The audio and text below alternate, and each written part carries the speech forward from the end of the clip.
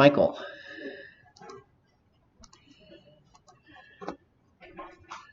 And Evan. Here. Chase. Here. Parker. Here. Brandon, are you online? Dawn. Michael. Cody. David. Aaron. Here. Danny. Here. Adrian. Here. And Josh.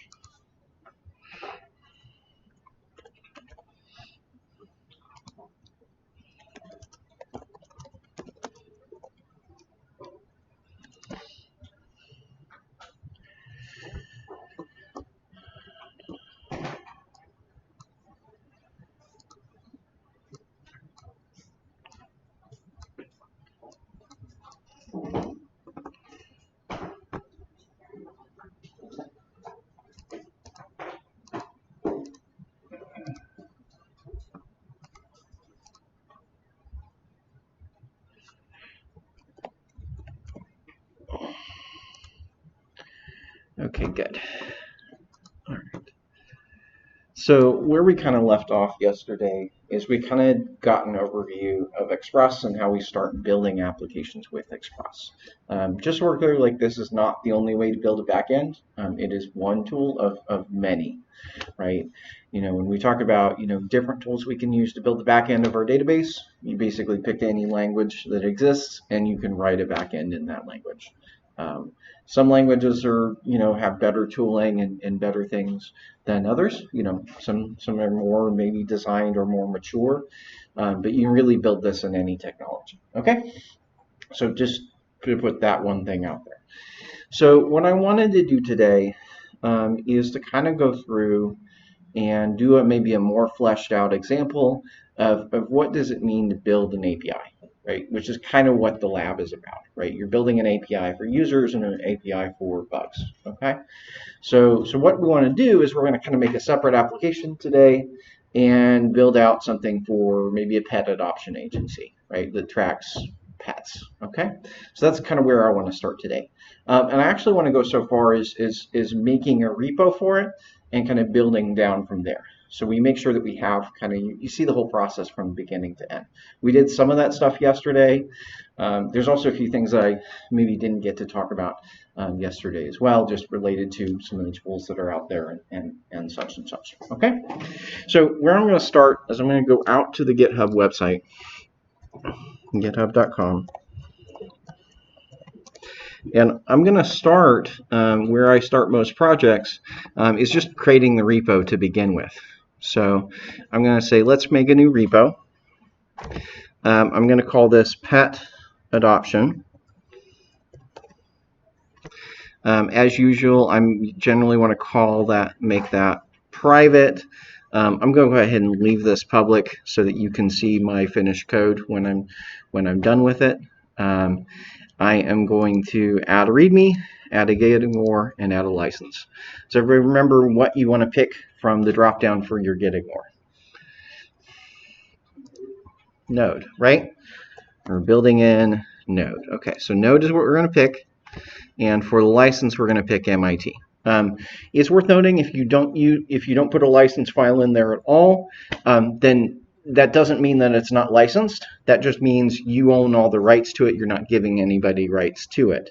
The fact that we're putting in the MIT license actually says that anybody who finds this code is free to do with whatever they want with it. And that's basically it. Cool? So that there aren't any restrictions. Yes, we would be following along here. Brandon. So we're going to go ahead and create that repository. And so you should have a new repository called pet adoption.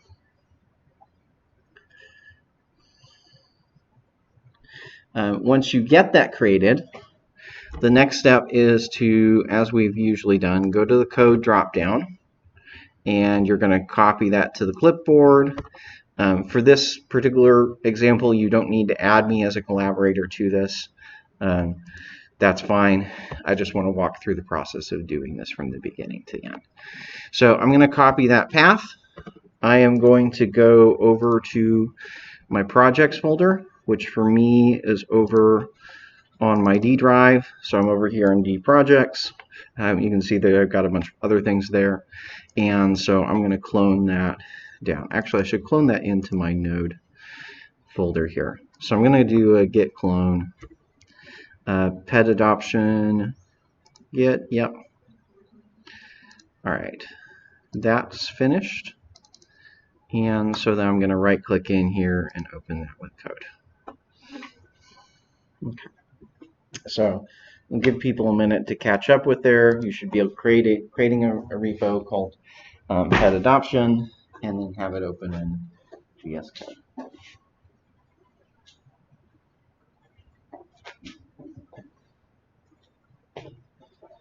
I think I need to turn off.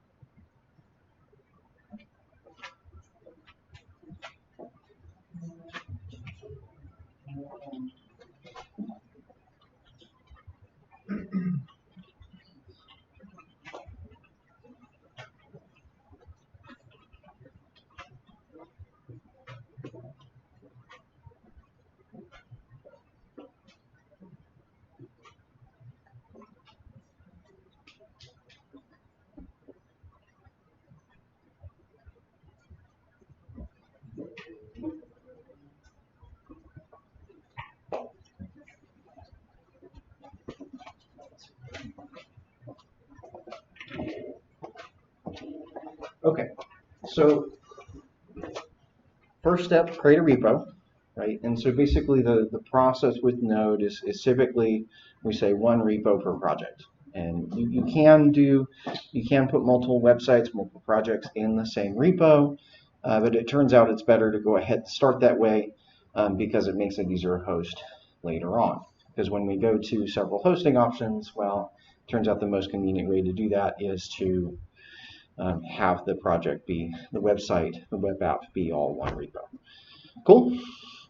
Okay, so in here, does everybody remember what kind of the next step is? I've created an empty repo. What's the next thing I typically do? Package.json, right? And so I'm going to do that by going to terminal. I'm into the PowerShell terminal. And remember, I'm going to go npm init. Now, one thing you can do, if you want to skip the tutorial, the wizard completely and just accept all the default options, I usually still find it useful to go through the wizard, but if you do want to skip it, if I remember right, you can just hit -I at the end, and it will bypass all the questions. That's basically saying yes to everything. So if you do npm -y, it will just accept everything.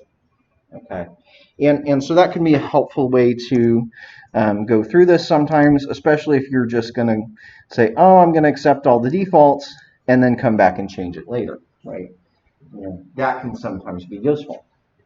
So people take these different approaches. Sometimes it's good to go through the wizard. Sometimes it's just easier to accept everything and go through. Okay. Now, in the package.json, you'll remember yesterday there were a few things we had to change, right?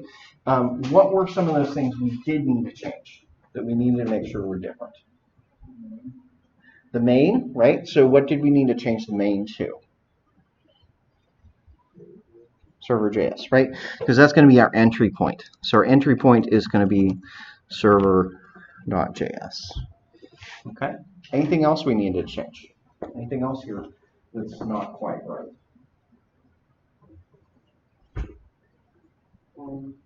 Something in scripts. Okay. Yeah, I need to do something in scripts, right?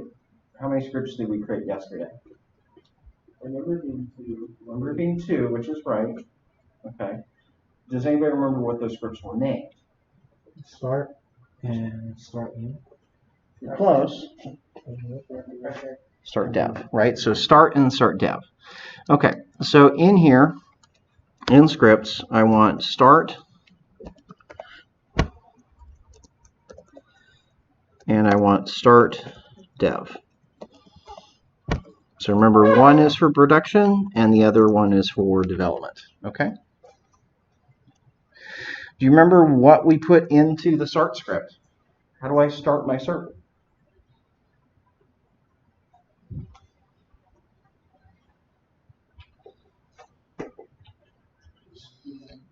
Node server.js. Okay, so that's correct. So node server.js. That's basically what it's going to be all the time, right? That's something you can ingrain in your memory. It's just going to stay that way. What about the development command, right? Server.js. So we were running that with nodemon. Okay. Yes. Was there anything else I needed to add into that sort of dev script that I did yesterday?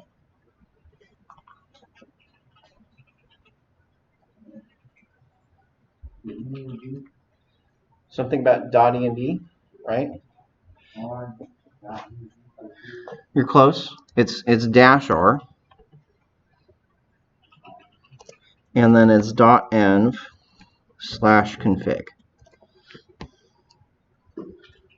So we're saying require or run .env config.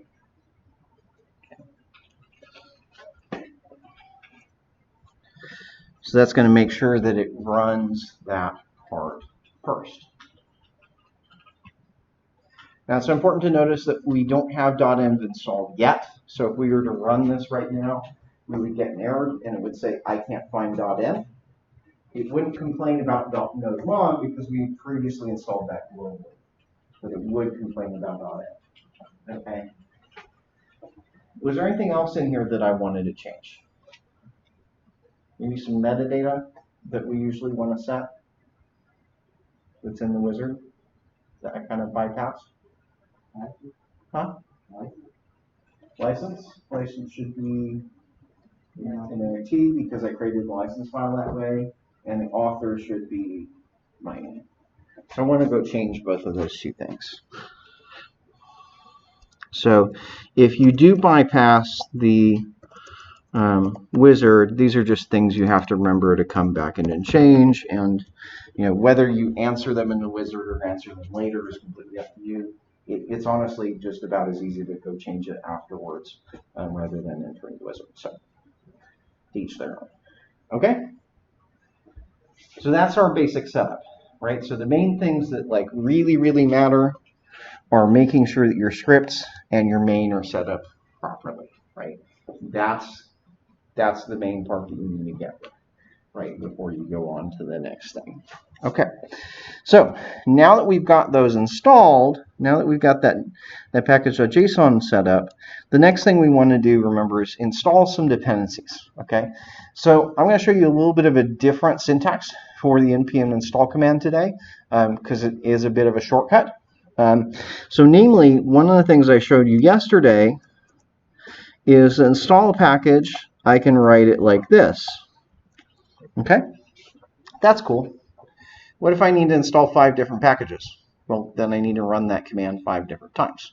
There's some benefit to that because, hey, if you only install 1 package at a time, it's very easy to fix it or debug it if something goes wrong, right? If something's weird with your system, which especially happens when you're initially starting this, that's the easiest way to kind of debug and make sure that, if something doesn't work with the install, go back and do it one by one. But oftentimes I find that I need to install multiple packages. If you need to install multiple packages, you can all just write that as one line. So this would be npm install.env debug would install both of those packages. Okay, so specifically today, I'm going to install 4 packages right now. So .env, Express, and Nano ID. These 4 packages I'm going to start with. Your lab does ask you to start with a few more, just to kind of future prepare. Okay, so we're going to enter that npm install .env, debug, Express, Nano ID, get those 4 installed, and then I'll go on to the next thing.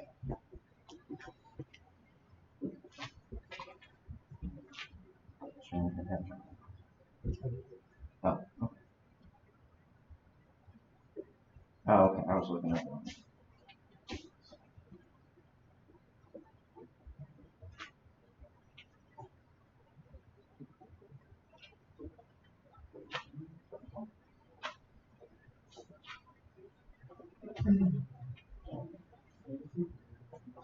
Okay. Not found because you misspelled dot. So hit my arrow. Try it again. Get it spelled correctly.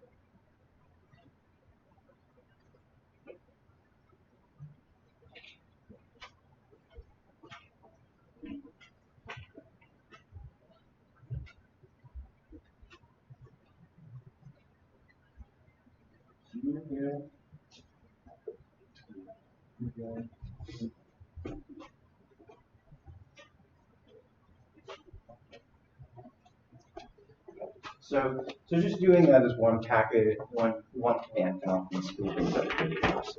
So I'm going to hit enter on that. That'll go through for me. Done. 60 packages. Now you'll notice I only installed 4, right? But it gave me 60 packages. Reason being that these packages have dependencies, right? These 4 have other packages that they depend on, so specifically we're getting another 50 plus packages because of that too. Okay, so we've got those basics set up. Okay, so we're going to start there. We've got those installed. So the next thing I want to do then is to start laying out the server.js file, right? Laying out our server. So let's go over there. I'm going to create the server.js file. Make sure you're creating that in the root, not inside of no modules or wherever. So server.js. The way I usually the way I usually make sure it gets created in the right place is I go right click here and do new file. Because I know if I'm clicking in the empty space, it's going to be there at the root. It is a little bit dangerous to right click up here. If you right click on the folder, create it in the folder. If you click it up here, this button will create it in whatever folder you have highlighted. So if I go to node modules and I were to hit plus here, that would be creating it inside of node modules. So I usually just go new file here to avoid that. Okay, now, so we brought in a few additional packages, and part of this process, we want to use some of those packages, okay? So we talked about Express yesterday, which is one of the ones we brought in.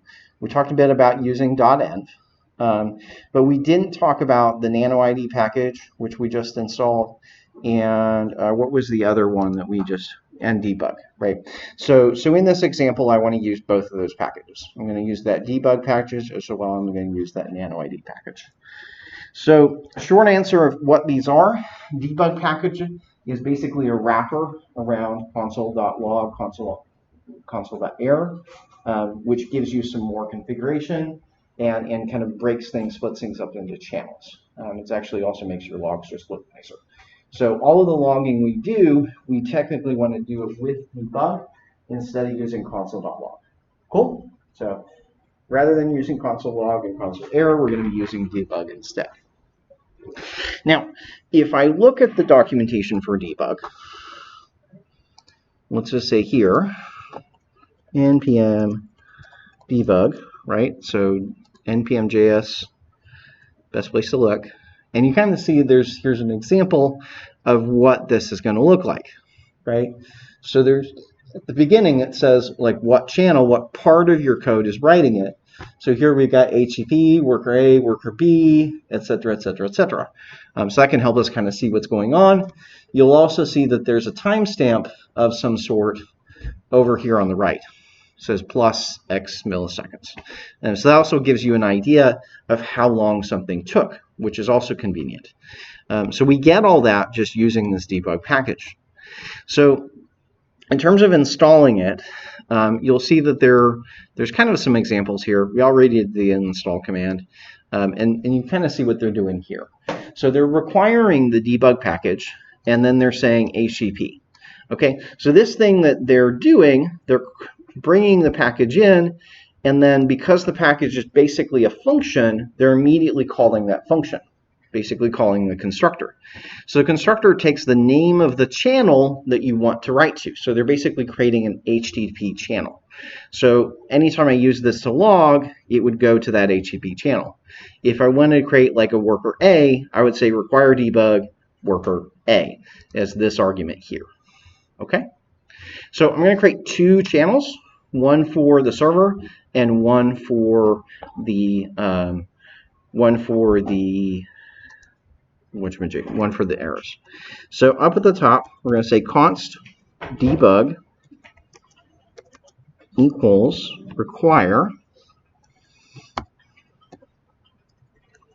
debug, and then we want to list the name of the channel. Now, there's a convention kind of currently in the app development world is that you should start that with app colon, okay? App colon. That means that anything that you log will kind of be in that larger category, which can be helpful, especially when you're using other libraries. So like everything in Express starts with express colon. When they do stuff with debug. So we're going to start with app.app:/server is the first channel we're going to create, and we're saving that to a variable called debug. Okay. The next thing I'm going to do is I'm going to create an error channel. I'm going to call this one debug error equals require, and I'm going to require debug again, but this time the channel is going to be app:/error.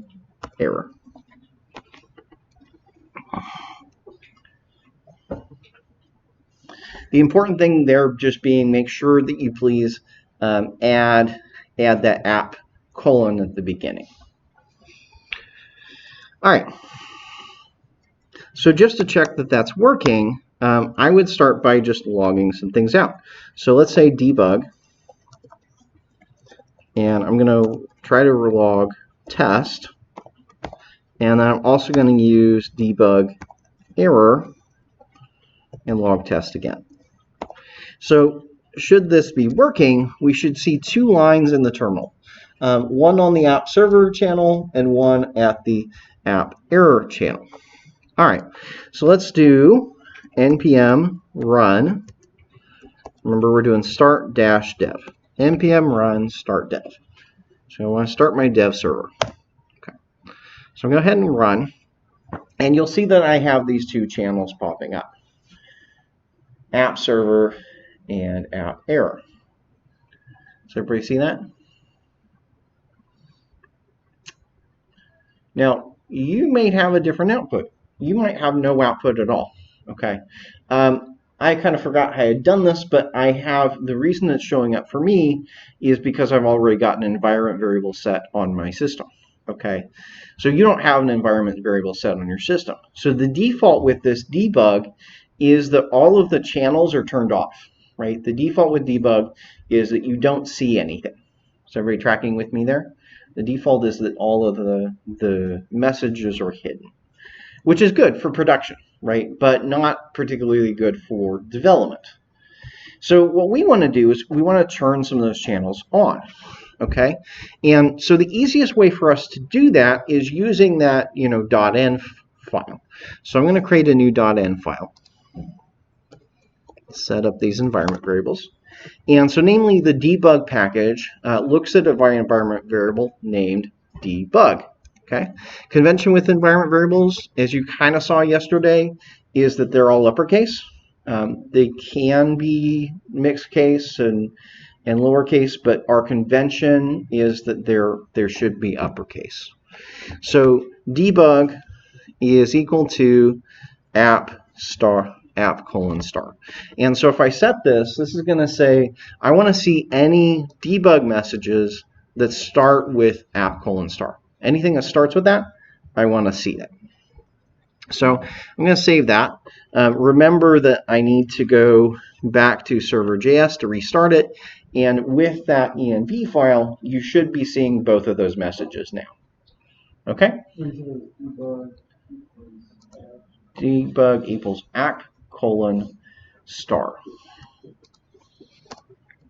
Star is basically a wildcard. It says anything followed by this.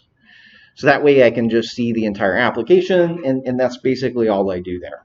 Is I just make sure everything in my application starts with app : and that's all I have to do to turn it on. Now, if for whatever reason I might want to maybe set up my production environment or my dev environment in such a way that I'm only seeing some of the channels, the way I would do that, let's say we only want to see errors, I could go to make this say app : error. And I don't think this will work for me because of how my system's set up. Yeah. So let me go to my environment variables, and I need to get rid of this and restart VS Code.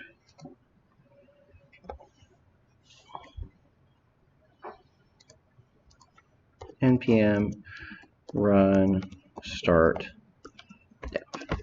There we go.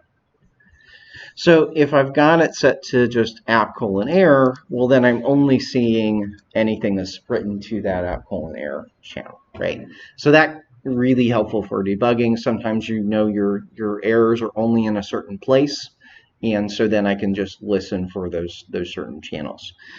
Similarly, if you have two places you want to go to, you can also do something like this: app : server, comma.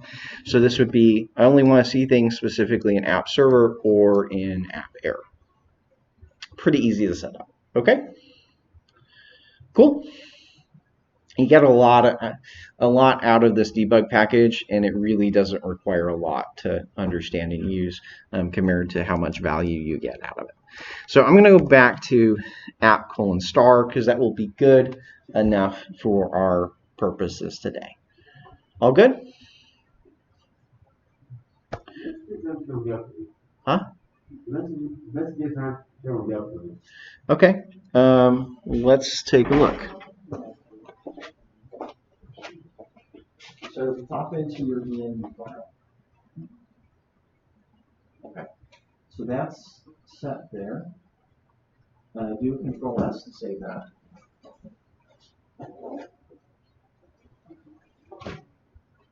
Okay. So you need to be running start dev, not start. You need to be running start dash. Oh, no, you have a space. You don't want that space. That, you notice how it's kind of grayed out on the dev? Because it's actually separating that.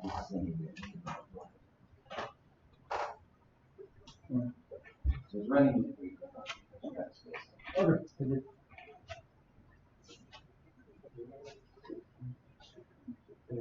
Yep. So go to the end. Okay. Apple start. Let's look at your package JSON. You are running that. So let's do a control C.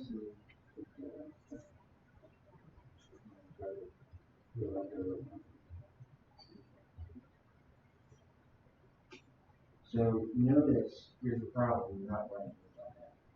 So stop that. And npm, so npm run start. So now we'll run your shirt.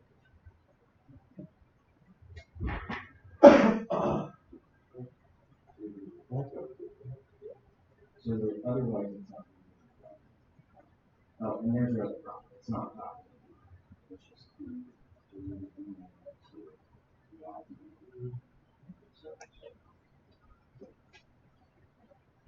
anybody still having issues? Is that working for everybody? Everybody can type messages now, hopefully. So it should be. Go back to here. So you should have an output like this. Okay? And you'll notice it says 0 milliseconds because it's basically happening immediately.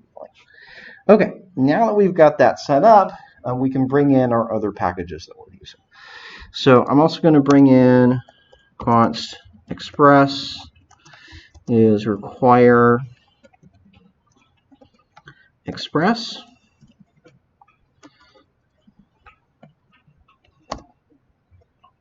And we're going to bring in nano ID. I haven't talked about nano ID. We'll talk about that. So for the moment, I'm just going to require it.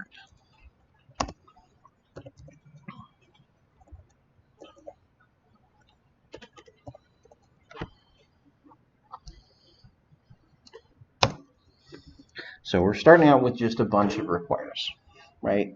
So once we've done all the requires, does anybody remember what the second step in setting up the server was? So I require all these packages, and then what? app.use, one step before that.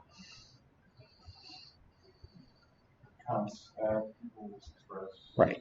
So namely, we need to create the app. So I say const app equals express. So that is constructing an express application.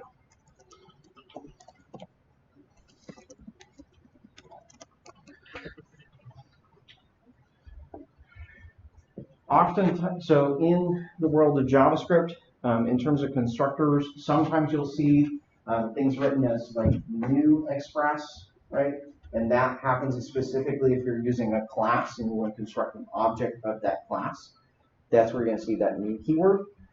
Oftentimes, though, the other kind of syntax that a lot of different libraries use is they just use a construction like this to construct it. It's just a function, right? It's not necessarily a constructor per se because there's no mean keyword, but functionally, that's what we're doing. And this kind of style actually predates classes being in JavaScript. Okay? That's kind of what's happening there, is we're constructing a new object. That's the way to think about that. It does turn out that there are parameters that you can pass to that constructor. But for our purposes, at least for the time being, we're not going to pass anything to it. Just know that you can pass options to that. All right. So you were saying something about app.use, which would be the next thing. What did we need to do there? You said app.use. This is step. Anybody remember what was next? URL encoded, which does what? That's our, what did we bring that in for?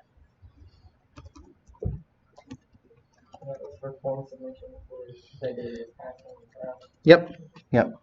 Not actually part of the URL, part of the body. It's part of the body, not the URL. URL is a different story. So express URL encoded. The name URL encoded is weird because it doesn't mean things that are coded into the URL. It means things that are encoded in that syntax, in that URL encoded format. So namely, that means normally when you post something from a form in your browser, let's say you have a username and password field, the way that it actually sends it to the user might be user foo and pass equals bar. So this would be what you actually would see in the body of the request. So you would see this little string here. So you have one field named user, one field named pass, and foo and bar are the values the user has entered. Okay. So this is how it's putting it in the body. This is called URL encoded because it's the same sort of syntax we use when we put things into the query string itself. Does that make sense? So this is actually decoding things that are in the body, not things that are in the URL. Despite the fact that it has that name, it's just using that syntax. It is confusing. Remember, we wanted to avoid a certain error, so we did in here, we said extended is false. So we just want to use the base format. Next up, we're going to say app.use. And remember that we also want to support JSON data coming to our system. So not just URL encoded, but also JSON encoded. So both of these here are what we would refer to as body parsers. Okay, they parse the body of the request. And that means that when I get down and work with the data later, request.body won't be undefined. If I don't include those, then my request body is going to be undefined. It's worth noting, I think if you saw in Postman, remember there were a bunch of other options there about how to send the data. So if you want to handle those other ones, you need additional body parsers to handle those other formats. So we're only handling 2 of the many formats and get the data possible. Why aren't we going to go with the extended URL include? Long story short, we don't need it. Second, it's kind of a non-standard sort of feature, if that makes sense. It's not part of the necessarily the HTTP specification was what they're using there. The case where you would want to use their extended syntax, it is strictly better to use JSON, to be honest. The case that their extended is trying to deal with is like nested objects and nested arrays and things like that. At that point, you're better off sending the data as JSON. Does that make sense? So we basically don't need it. We're going to use JSON instead. Next up, remember we need to define the routes, right? So here's where we need to finally get into what is this application going to do, right? So this previous stuff that we've set up is basically verbatim, right? We haven't even talked about what we've done so far, haven't even talked about what the application needs to do, right? That's basically, if you're setting up an application with Express, it's probably going to start out this way, okay? So the routes is something you have to kind of think about, what makes sense for what we're building. So what I want to do is build an API that can manage basically an array of pets, right? So we're going to have an array of pets. All right, if I'm thinking about an array of pets, you kind of think about this as an ERD. It's going to be a really simple ERD because I'm only going to have one thing in it. We're going to have a pet. What might be some good things to have in the pet object? The fields. Huh? I can't hear you. Species. Okay. So let's say we have a species. What type is a species going to be? String. Probably a string. Okay. What else do we need?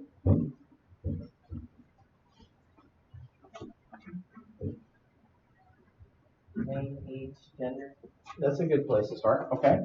So name is a string. Age is a number.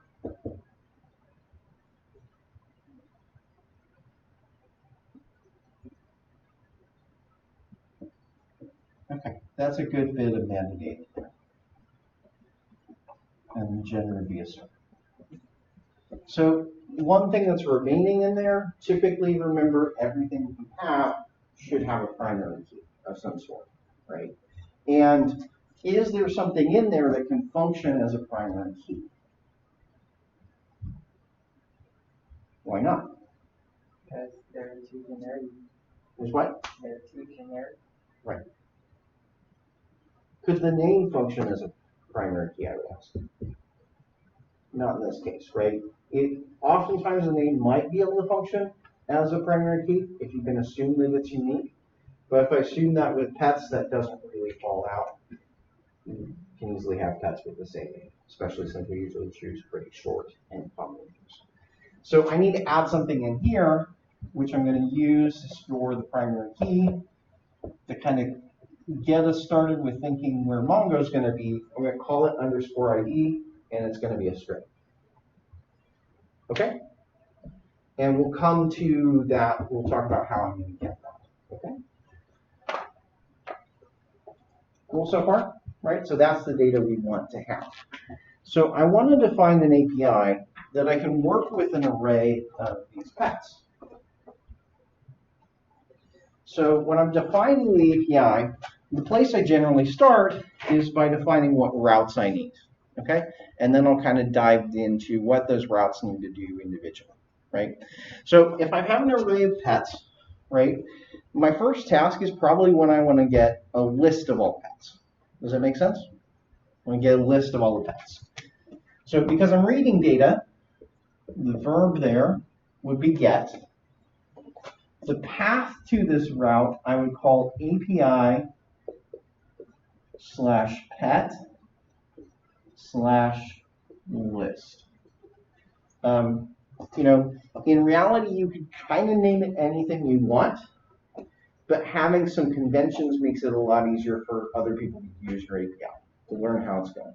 So, you know, when I'm giving these things out, I'm telling you specifically what path it has to be, because I'm expecting to find it and be able to test it a certain way. Okay? So this is something that in theory has some creative freedom, but I'm going to lock you down pretty. It's like this is the route it has to be. Clear? Because that's important. It's kind of a dependent thing. All right. So the idea here is it's going to return all of the pets. And if I wanted to later enhance this to do some sort of searching, maybe say, hey, give me only the dogs or only the cats or only the ones that are at least 10 years old or things like that, I could enhance this list. Make sense? So it's also my searching functionality as well.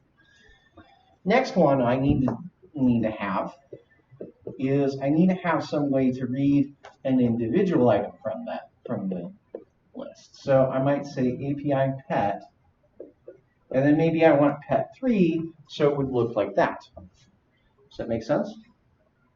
So if I want pet 3, it would be API pet 3, API pet 2, etc., etc., etc.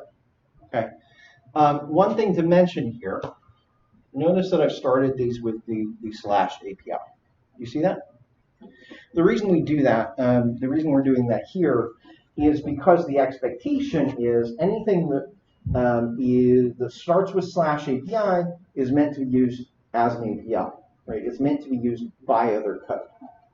Does that make sense? So it's stuff that we're going to call using other code down the road. So it returns things like JSON is usually the norm. Is usually all of your routes that start with /API are always going to return JSON. They're not going to return HTML. Does that make sense? So all the ones that start with /API do not return HTML. That's part of the distinction. If I had a route that was pet list, right, no API, the expectation is that gives me an API, an HTML page. Does that make sense? If it doesn't start with an API, we expect it to return HTML. Cool? That's part of the distinction. So that's part of why I'm going to start all of these with the word API. The next word in here, pet, that's the name of the entity, right? That's the name of the entity. When we're thinking about our ERDs and our schemas, if every entity that we have in our database is basically going to have its own API. Does that make sense? So I might have an API bug, API user, API test case, API comment, whatever. Does that make sense? It's going to be the name of the entity. And specifically, we do singular there. That needs to be singular. That's the convention. Okay. The last thing then is where we start saying, what do I want to do with that, right?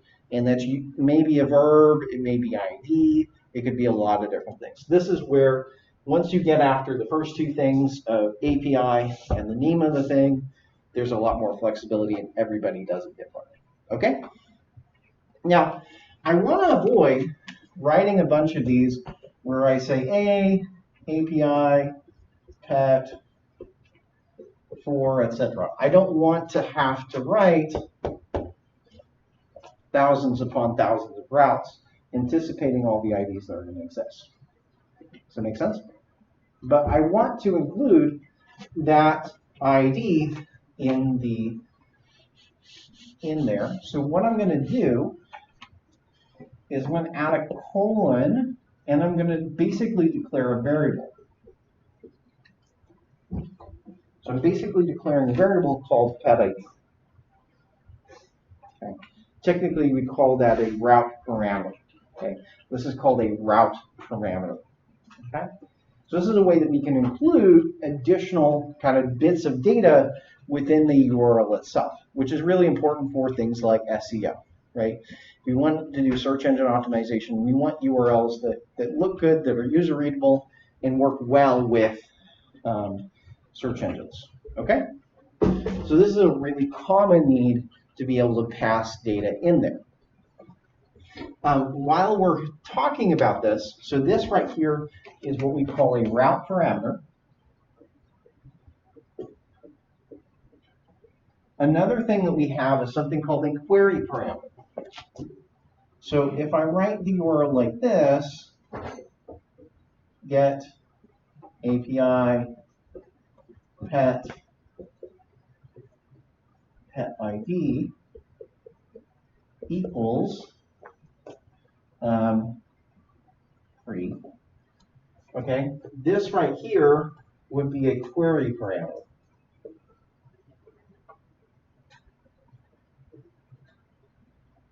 Actually, I'm missing something because there needs to be a question mark here. So question mark, pet ID is 3. So this is a query parameter. Oftentimes, anytime you post anytime you have a form that has a get method, this is how the data is posted. If you set get on the form, it'll post it this way. And this is used really commonly for things like, hey, if I want to search for something by keyword or any sort of searching, if you have your search page, basically all the data is going to be passed to query parameters. Okay? So far, what I'm asking you to do with these APIs, we're not going to be doing much, if anything, right now with query parameters, but that's how they look. Okay? And so specifically, so you take the note of this.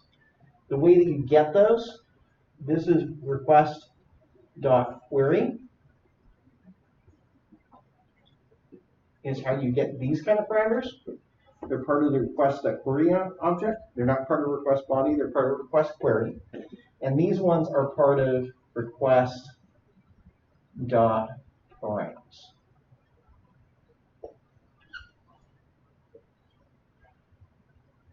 So you have to know which object to look at. Okay.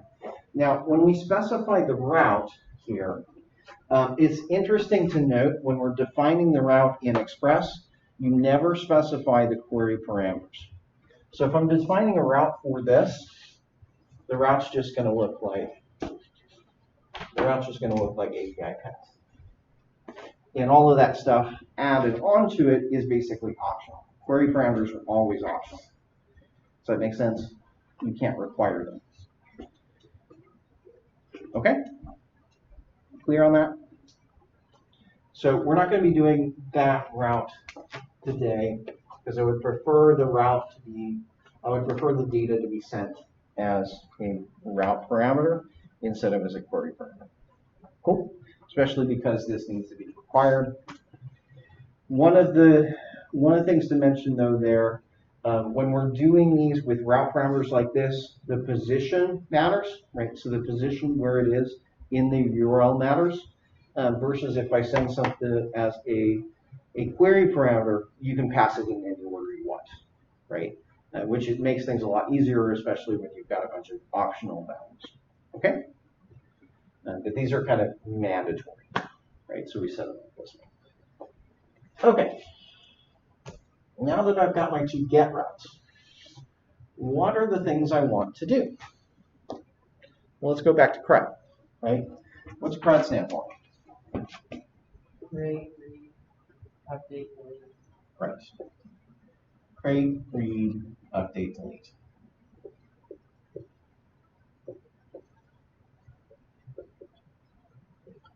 So we're trying to build applications that can access the database and do the CRUD operations with it, right? So right now I'm just working with an array, right, keeping the data in memory and not going all the way to the database yet. So these two here, those two routes cover our read operation. And you notice that read is I kind of said at the get-go, read generally has more than one route. Okay. The others may have just one route, but usually your read has multiple routes. Now with create, what do I want my route to look like? Well, I know in terms of creating a record, I know that it needs to be API, pet. At least that needs to start there. What should I put as the third part if I'm creating a pet? Create. Huh? New. I could put new, right? I could potentially leave it at this API pet. I've seen that sometimes. You would also put the pet ID at the end if you know what the ID is going to be, but generally speaking, I don't, right? So I would say yes. I would write it this way. That makes it really clear that that's the route I'm going to, right? That I want to create a new thing. The next question is, remember all of these need a verb, right? This is obviously modifying data, so it can't be a get request. What kind of request should it be? What kind of verb would you use? Post. Could be a post. It could also be a put. In fact, there's a whole argument in the industry right now of whether this should be get or post. It should be put or post. And I don't think that argument's been settled yet, as far as which one it should be. So some people will say it needs to be post, some people will say it needs to be put. Honestly, just pick a choice and go with it. It makes a difference, but it's much harder to kind of nail down what the better one is. So I'm going to call this put.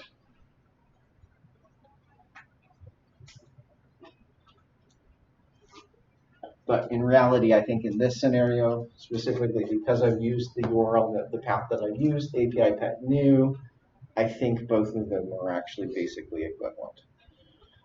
It would be a little bit of a story if I did use the URL. So we're going to use put there. The next thing I want to do is I want to be able to handle this update case. Okay, so I know that this should start with, in terms of update, this should be API pet what? If I want to update a pet.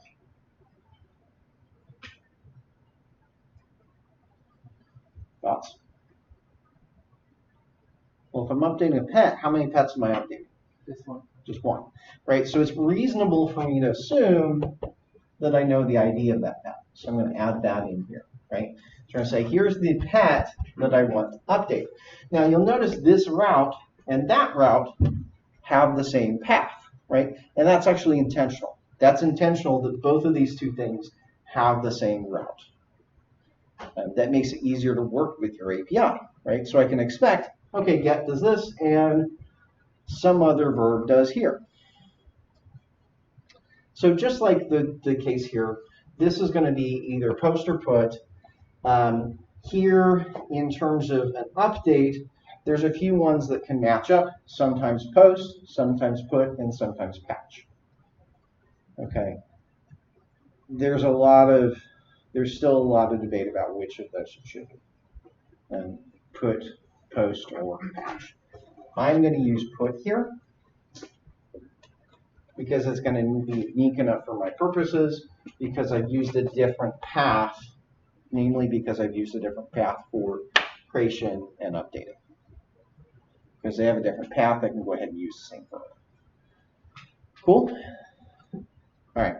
Last one. So we've covered, we can read the data, we can create the data, we can update the data. Now we need to delete the data. Okay, so deleting the data is going to be on this route. When I want to delete the data, I'm going to make a delete request to API pet pet ID. Everybody with me there? So these are the routes I want to create. I want to create those 5 routes, and that will give me full CRUD access to my pets. that clear? I'm not putting any security, just so we're clear on this today, right? There's some more security stuff that we're going to have to add as we go on. So this is going to be really loose on the security bit, okay? I do want to add some validation, but not per se security today. All right, so let's start there. So I'm going to start with the first route, and we're going to start by defining that. So that first route, I'm going to say app.get, and I need to turn off the light up here. So I'm going to say app.get. And so the route here is going to be /API/pet/list. Okay?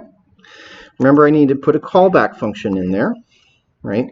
So my callback function takes a request, a response, and next.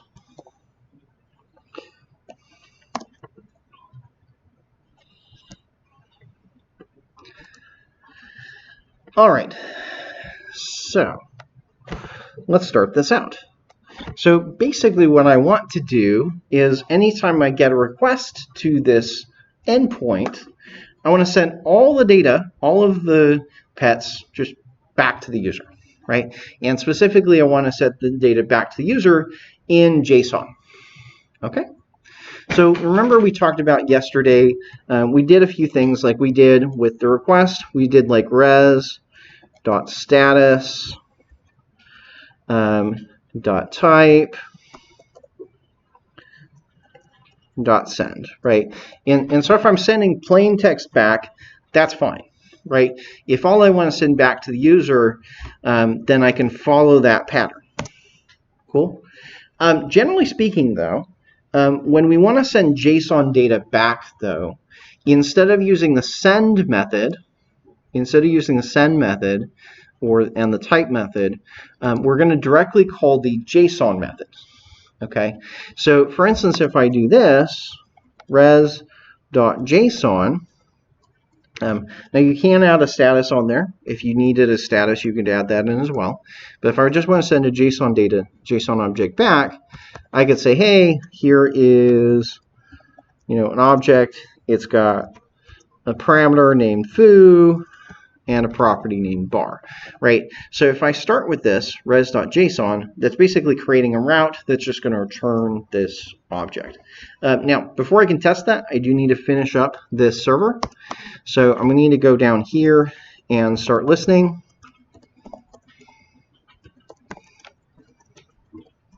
For requests, remember I need to know what port I'm listening on. So I'm going to say const port is equal to process.env.port. So I'm going to pull that from the environment variable by default. And if they don't have one in the environment variable, we're just going to fall back to maybe 5001 today.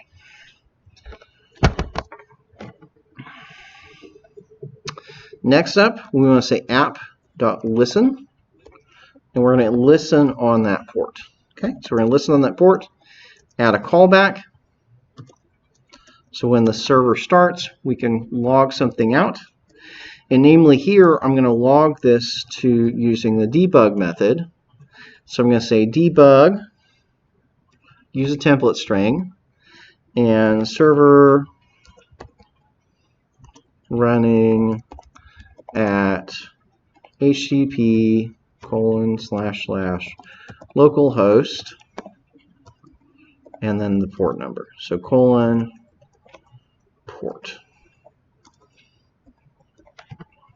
Save that there. So now you should see at the end here it says app server running at localhost 5001.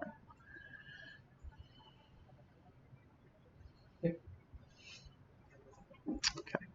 So if we try to open the server now, if you go to just the root, right, just initially opening here 5001, you're going to see it says cannot get. So basically this is our 404 page. It's saying, hey, there's nothing set up for the home route. Just fine, right? We're just building an API today. So I want to go to test the route that I created. So I'm going to add into the URL. I'm going to say API pet/list. All right. So if I look there, I can see the data that came back. Now, for you, it's probably going to look like this. Okay? It's probably going to look a little bit like that. foo.foo::bar. I have, because I do enough stuff here with dealing with JSON data in the browser and want to do a little bit of fast testing, I do actually have an extension in there, which is where this toolbar is coming in, raw versus parsed, right? And so this is basically able to parse the JSON and give it to me in a more friendly fashion. Okay? If you're using Postman, Postman can already do this, so you don't necessarily have to have that extension. But just for the people that are interested in doing that, let me show you how to get that extension that I have. Manage extensions, and let's see if can I get to this view on Cribs Red Star. So if you do want to get that extension, I just drop the link into Discord if you do want that JSON formatter extension in Chrome. That's what I have there. That's totally up to you, not something you have to do, but it can be helpful, especially if you're needing to test things in the browser. All good? Cool. So we've got that, right? But what I really want to be able to send back is an array of things, right? I really want to be able to send back an array of pets, okay? So let's change this a little bit, all right? So I'm going to go back here, and in the res.json, maybe I'm going to create an array, right? Maybe I create an array, and I say, okay, this is an array of objects, and name is, let's come up with some names for our pets. Say, hey, maybe we can randomly generate some. Random name generator. Let's see what we get. So that's an interesting name. Maybe I'll try a new one. There we go. Rahel. So first pet gets the name Rahel. The names you use here do not matter, so feel free to just add in your own names. And maybe these are not coming in very good, so maybe I'll just come in with my own. So Fido, Watson, and Loki.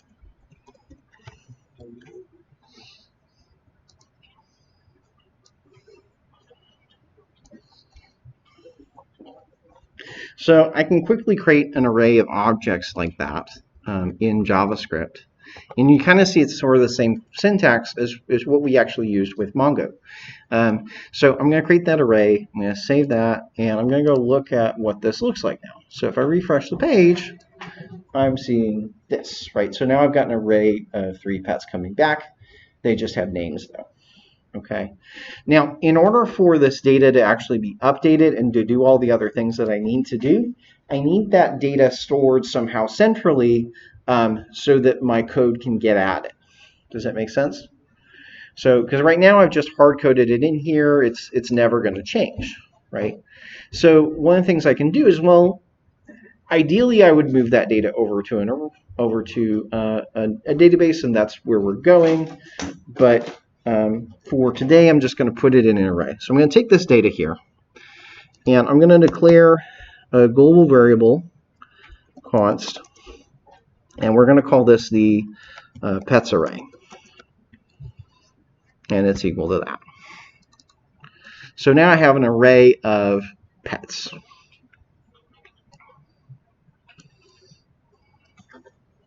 To start out with. So that helps, right? So now I've got some, basically some sample data, and it's kind of stored here globally, right? Now it's worth noting this is stored in memory, this array of pets. If the server restarts, then I'm going to lose all my data. It's going to revert to what's here. So anytime I make a change to this file, it's going to restart the server, which means that we're going to lose all our data. Not a good long-term storage solution, but good enough for testing purposes. Cool? So this will kind of get us started with thinking about the syntax and how we're doing this without having to deal with all the database complexity yet. Okay. So I've got an array of pets, and then I'm basically sending that data back as JSON here. So if I try to run that now, it's still going to give me that same result. Cool. Still the same result. So the next thing I want to do is I want to add another route, which is going to be our route to get a single pet. So I'm going to add a route here, app.get /API /pet /pet ID. So I'm basically having a variable in the URL. And again, we called that a route parameter. Now, the way to read that route parameter is you just go to request.params and pull it out. So I can say const.petid is equal to request.params.petid, and it will be there. Kind of like things were just there when we were dealing with the body of the request yesterday. So I'm going to pull the pet ID out there, and I'm going to maybe do a quick log debug pet ID just so I can verify that we're seeing it. Okay. So let's try that in the browser. And list is still going to give me the same thing. So maybe I go to pet3. Now you'll see here, if I try to go to pet3 right now, it's just hanging, right? It's hanging because I haven't sent a response back. I took and did something with the request, but I didn't actually send a response. Okay. But if we look in the log, we can see that 3, right? Because I went to pet3. So I can see that it is getting the pet ID. Cool. Everything clear so far? One thing to watch is the order of these does matter. The order of your routes, because it will go to the first route that it can. So, for instance, if I were to, you don't need to follow along with this, I'm going to go switch the order of these two and say, let's do this one first and the next one second. Well, when I go to pet list, it's actually going to go to the first route because this one matches that as well. So let's see that. So I've got this switched, and if I go to pet list, it's going to sit there spinning, but you can see list in the text. So it's important that you get the routes in the right order. Does that make sense? And namely, that means anything that you have that has a fixed string, like this is literally has to be list, should appear before anything that is variable. Does that make sense? If it's variable, it should appear later. And that way you can get around it. It's also kind of sensitive to the method as well, so that will also help us with the create and the update routes. Okay, so that's all to say that they have to be in this order, right? The list route has to be before the route to get a single pet. Okay? So next thing I want to do is I want to actually find the pet that they requested. So in here, what do we want to do? Well, we have an array of pets, right? And we have an ID for the pet.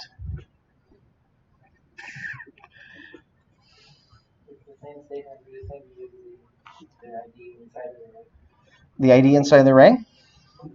Well, let's see. So if I say, let's get const. So the pet that we want is pet equals pets array. And let's say pets array, pass in the pet ID. And then result or response.json, and we'll send back that pet.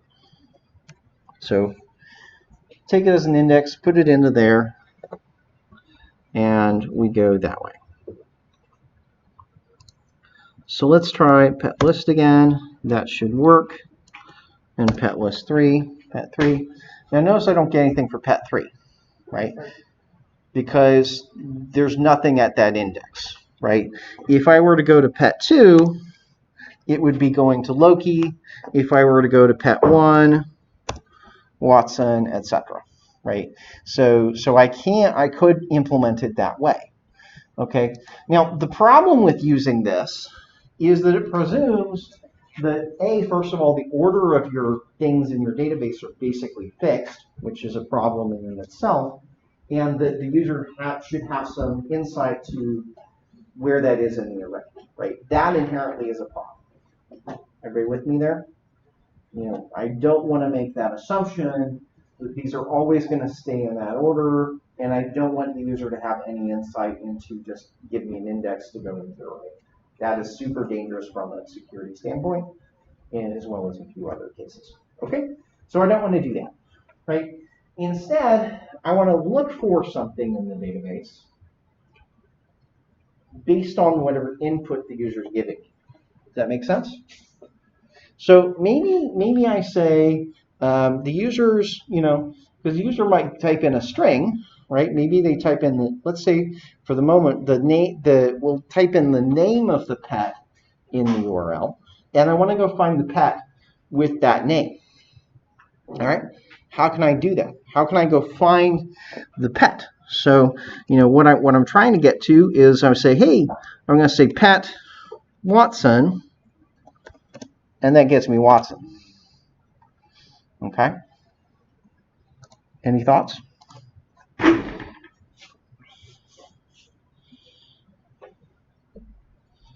Anything comes to mind? Any algorithms you maybe learned in your C# class?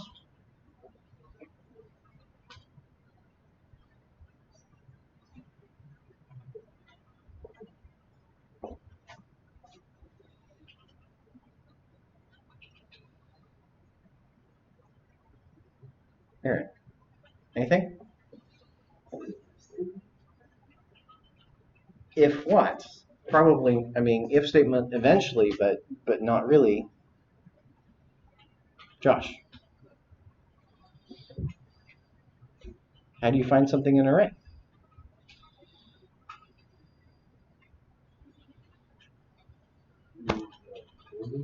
You can use a for loop.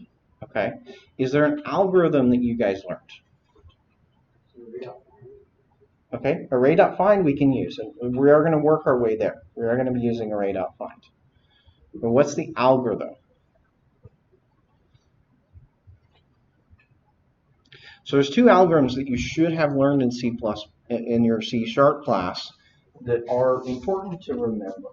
Okay, so they go by two different names. Okay, so one of them is the linear search algorithm. Linear search, and the other one is binary search. Do those names ring a bell for anybody? Linear search and binary search. So the idea with linear search is you just go through the elements, all of the elements from beginning to end, looking for the thing you're looking for. That's why it's called linear. Okay. Worst case scenario, it goes through all of the elements. Best case scenario, you find it in the first one. But it's basically a for loop through the array. Okay? Binary search, on the other hand, is a little bit more complicated. It kind of, you pick the midpoint and go left and right and down. But it presumes that the data is sorted. Okay? It presumes that your array is already sorted by what you're searching for, right? So if we were searching for it by name and it was sorted by name, then I could use a binary search to get down to it, and a binary search would be faster. Okay? The problem is for this application, I'm not going to presume that the data is sorted. Okay, I'm going to presume the data is unsorted. So I need a linear search to implement that. Is that all clear? If I knew that it was sorted, I could use a binary search, and we can totally do that here. But I'm going to make the assumption that it's not sorted. All right. So instead of this, what I want to do is implement that linear search. So the way this operates, remember that we can write loops using a few different kinds of loops. So, linear search I can actually implement. I can implement it with the counted for loop. I can implement it with the for in loop, or you can implement it with the for of loop. It's one of those ones you can actually implement in any of those three ways. I'm going to specifically choose to implement it using a for of loop because it's going to lead to an easier syntax. Everybody there with me? But you could totally implement this with any of the other loops. So what I'm going to do is I'm going to say, let's do a for loop here. And we're going to say for const p of pets array. So we're going to be going through the array item by item, and each step along the way, I'm going to have a pet, right, in this p variable. Okay? So what I said is I want to find the pet, right? I want to look for where the name is the thing that I've entered. So what I might do in here is to say, as we're looping through that, I'm going to say if p equals, p dot name equals the pet ID, then I've found it, right? So loop through it until I find one where the name is equivalent. Everybody tracking with me so far? And so at that point, that's where I need to save the one I found. So I'm going to save that to a variable called pet. So const pet is equal to initial, actually that needs to be let pet. Let pet is equal to null. I'm going to start by assuming that there is no pet with that that matches my criteria. And then when I get down in here, I'm going to say pet is now p, right? Pet is now the pet that we found. Everybody with me there? So this is what we call a linear search. Okay, I can make it a little bit faster if I just add in the word break here. Because at the point I found, the first thing that I find that matches it, I'm done. I don't need to look any further. If I didn't put this break in here, it would find the last one that has that name rather than the first one. Okay, and it would always go, if I didn't put break in there, it would always go through the full array, right? So this is what we call a linear search. Okay, and it is so common that it's really an algorithm that you need to memorize, that you need to have down pat. But as you can see, there's not a whole lot of code to it. It's a pretty simple algorithm. Let's say we want to now send the response with that pet that we found. So I'm going to say res.json and send the pet back, right? So this was simply, the first version of this was an array lookup. I may move that up here. So we tried to do this with an array lookup. We're now doing this with a linear search, right? And so that linear search allows me to find one by a different parameter, by a different field. I could also do things here like look for species or age or any other fields that we have available to us. So let's say we do that. I should be able to go back to my browser and look for Watson. And he comes up, right? So API pet Watson. Does that make sense? So that gives me the flexibility to look for an item by any field whatsoever. Okay?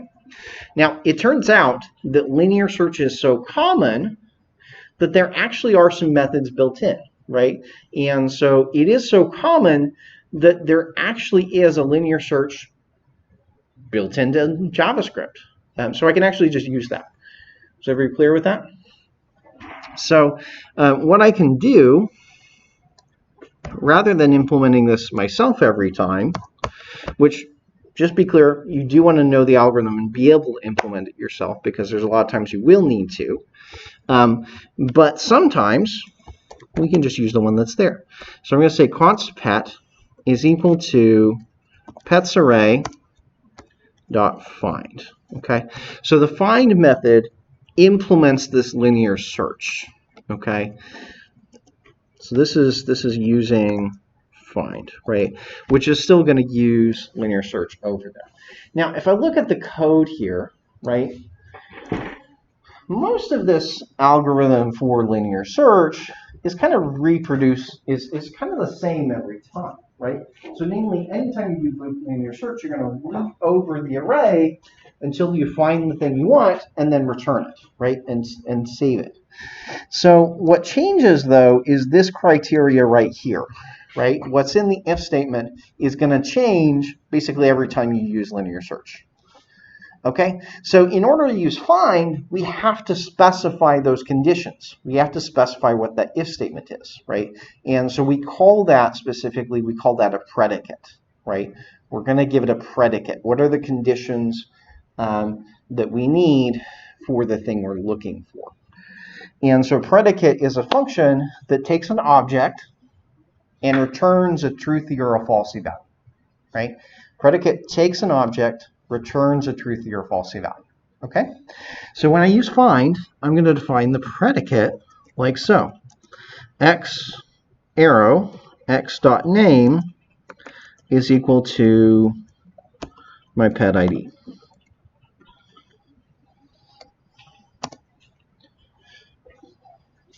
So this is doing the same thing effectively as that code right here. Everybody with me there? Does that make sense? So this find does a loop over the array and gives you the first thing where this returns true. Cool? Gives us the first thing where that returns true. And so then I can just say, oh, I've got the pet. We can do res.json and send the pet back to the user. If it doesn't find anything, what does it return? No. It returns null. Yeah, if it doesn't find anything. So if I try test, it's going to come up with blank because it returned null. We ended up with a blank page. But if I type in any of these names, I'm going to get to that. Cool so far? So I can do a lot of stuff here if I just kind of understand how that find method works, right? And so, remember what we have here, anytime I have an arrow, that is a function, right? So I'm writing a little tiny function here to do this work. This is one of those really benefits of using that arrow syntax. Makes things like this easy. Okay? Questions? So one of the things that's still missing in here is I would really rather have these pets. I would really like to be referencing actually by their ID, right? Because we said the name is not necessarily unique. There could be two Lokis, there could be two Watsons or two Fidos, right? So I need to actually be searching by their ID, right? Well, when I set these objects up, did I give them an ID? I didn't, right? So we need to fix that. So maybe I do something real quick here, and I say this one is ID 1 as a string. Notice I'm putting these in as strings and not numbers. ID 2 and ID 3.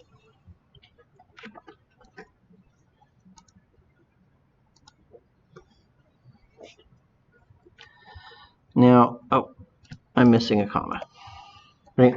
So now all these pets have an ID and they have a name. Cool? It's not terribly secure name. I'd prefer that to be randomly generated, but that's a good start. So it's IDs 1, 2, and 3.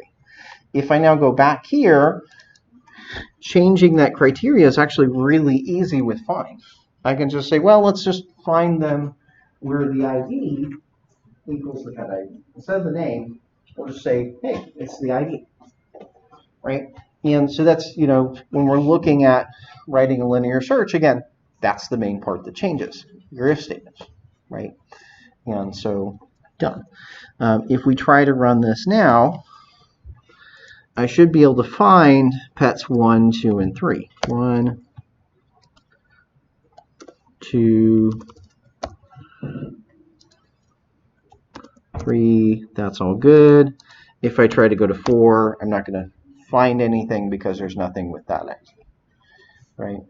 So one of the things that's kind of, one of the things to explain here, right now I just hard-coded them as 1, 2, 3, but this code really doesn't care that they're sequential. They could be A, B, C, etc.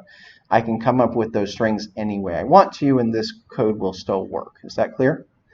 It doesn't matter how I came up with the ID, this code will work, which is good, right? That's a good sign. Okay, so that's a good start, right?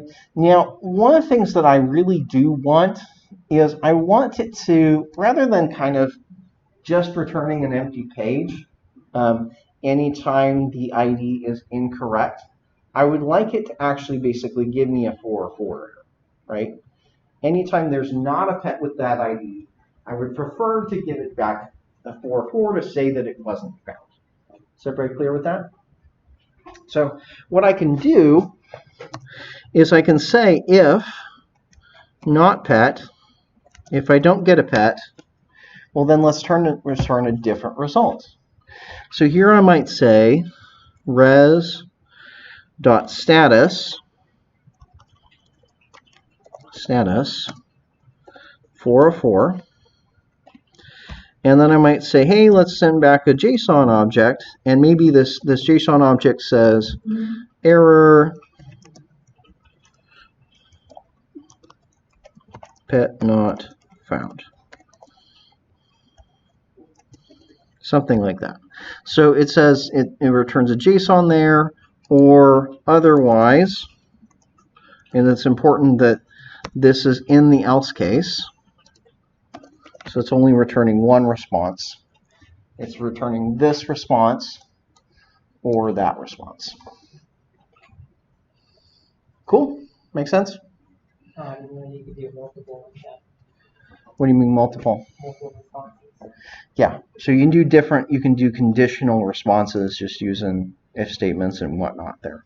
So now if I try to go to pet 4, it's going to say error pet not found, and that's going to come back with a 404 error code instead of this one, which is coming back with a 200 error code. 200 sense, guys.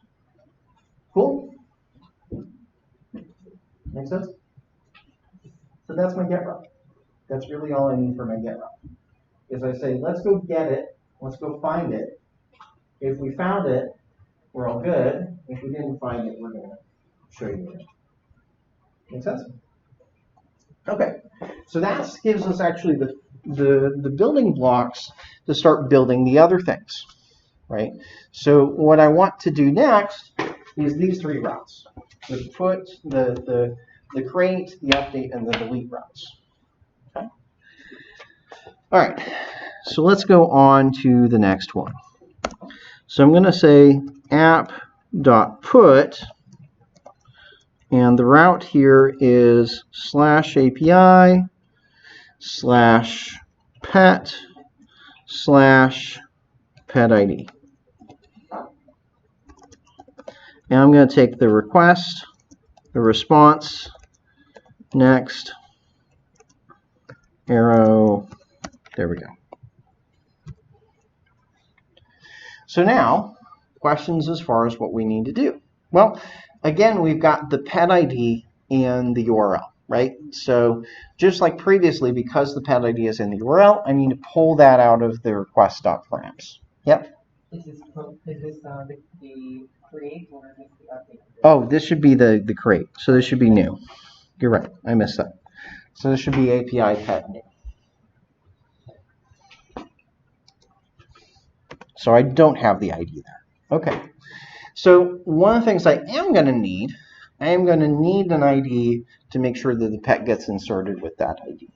So the way I'm going to come up with an ID is I'm going to say const pet ID is equal to this. So previously we brought in this nano ID thing. Nano ID gives you a quick way to generate random IDs. That's basically all you need to know. It will generate a random ID for you, and that is literally all we have to do. So nano ID parentheses, now you got a new string. New ID. Simple as that. And so it's really helpful. And one of the nice things is it's not dependent on your database, so you can actually technically use nano ID with any database. You can use this with a SQL database, you can use it with a NoSQL database, it doesn't matter what it is, it will give you a new unique ID. Mongo has its own system for generating unique IDs, but we're not there yet, so I don't want to bring in Mongo just to be able to generate a random ID. Okay, so we've got a new ID. If I do a quick res.json and send that pet ID back to the browser, I could see what's going on. Right? Now remember, if I go to the browser and I go to API pet new,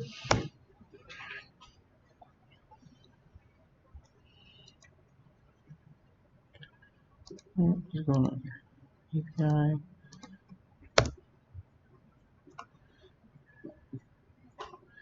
You notice what it's showing me?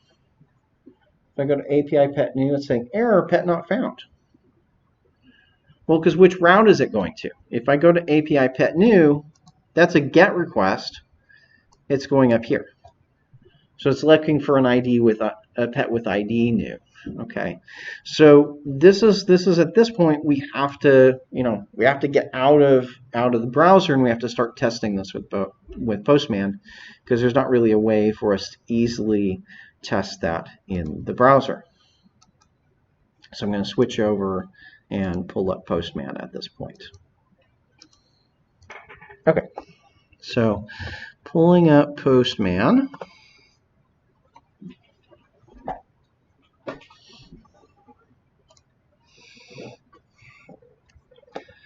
All right.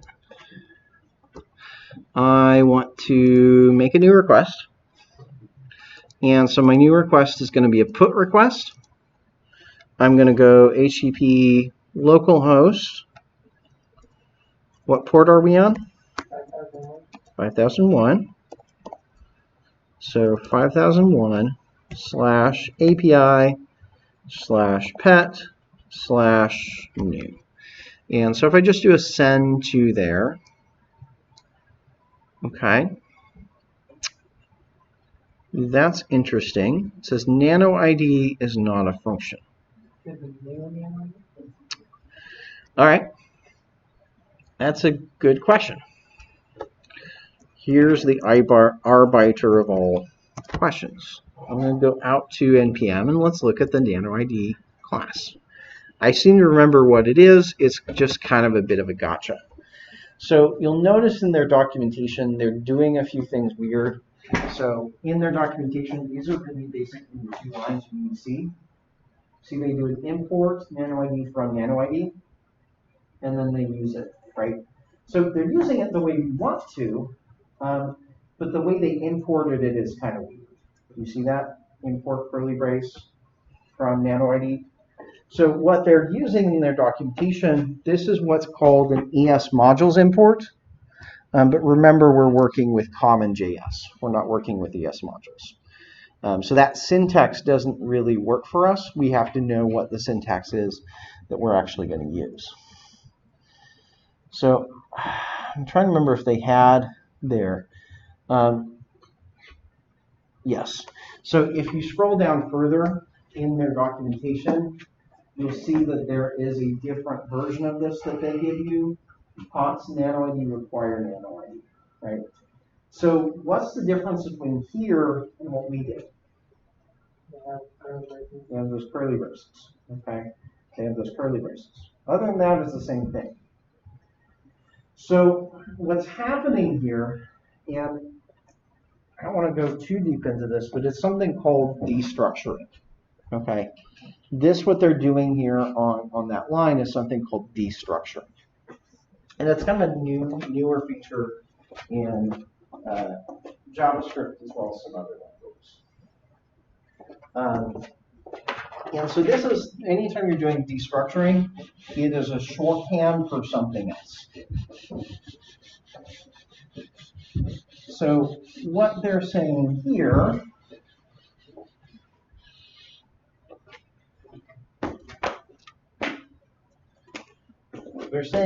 is const, write out what they're writing, const nano ID,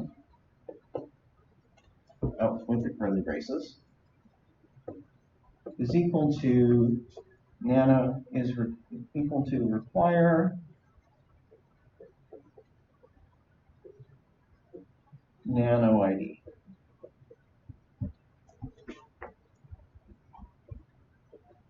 So the equivalent way to write this without using destructuring looks like this. Const nano ID,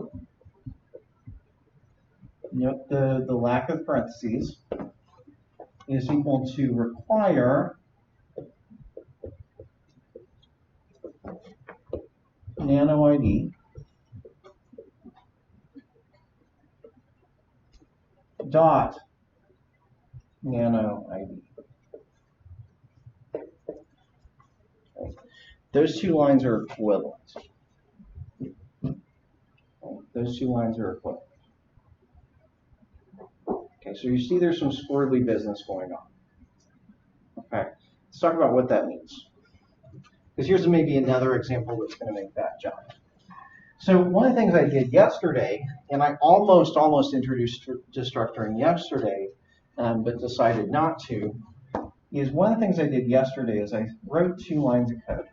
Const author is equal to request dot body dot author, and then I wrote const message is equal to request dot body dot message. Right? I wrote those two lines of code. Does that kind of ring a bell? So one of the things that there's a few things happening here.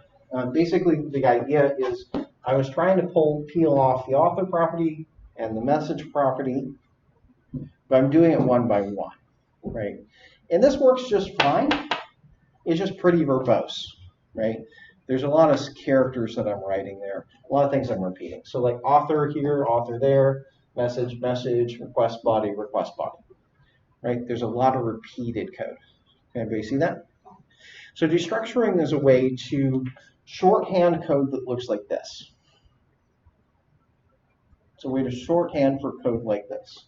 So if I was going to do this with destructuring, it would look like const author message curly brace, and that would be equal to request dot body. This one line does the same job as those two above. It looks weird, and that's okay. It looks a little bit weird. So basically what I'm doing is I say, hey, start with this object, right? And then I'm basically saying peel off just some of the properties and put them in local variables. So I'm saying peel off the author field and put it in the author variable. Peel off the message variable and put it in the message. The message property and put it in message field. Everybody with me there? Now, you see this? Does this make sense? Why those two are the same? They're peeling off the nano ID property from this object and saving it to a field named nano ID. It's only possible when the property name of the the exact same case and spelling of whatever you're naming your variable. So this syntax right here, yes, does presume that it's the exact same on both sides. It does presume that it's the exact same on both sides. And in general, you should use destruction. You should only use destruction usually when that's the case. Okay. If that's not the case, you probably should just write it out longhand, more than likely. It is possible to change that. So, for instance, if I remember right, it's rare that I use this syntax, so forgive me if I get things wrong. But if I did it like this, A:author,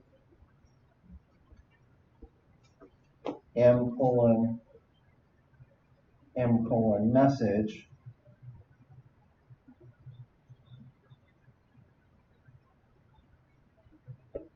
and then equals ... equals the request.body.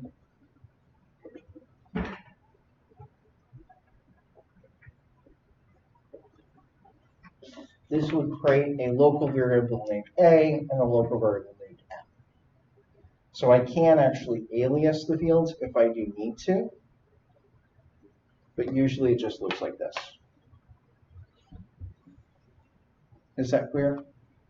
So they're doing something weird. And that's just by virtue of how NanoID's code is written. The way they export is they're exporting an object which contains a NanoID property instead of just exporting the function directly. Okay? So to fix our code, I'm just going to go to the top of the file and add those curly braces. So I'm just going to go up here, and when I bring in NanoID, I'm going to bring it in with the curly braces.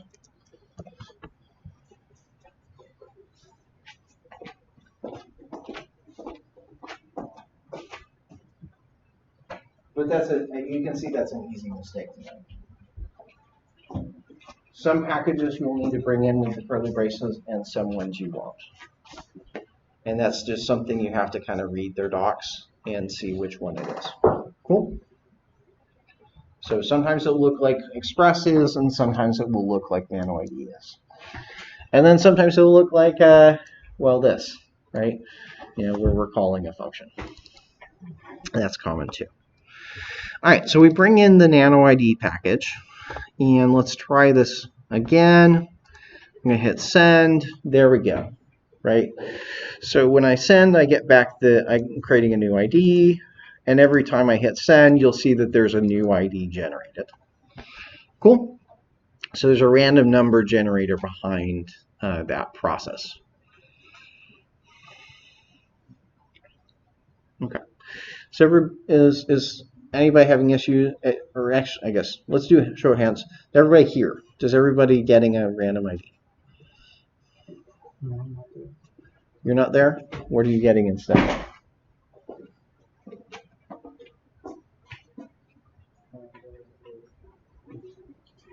Well, look at what the response is. So you're saying JSON, not J.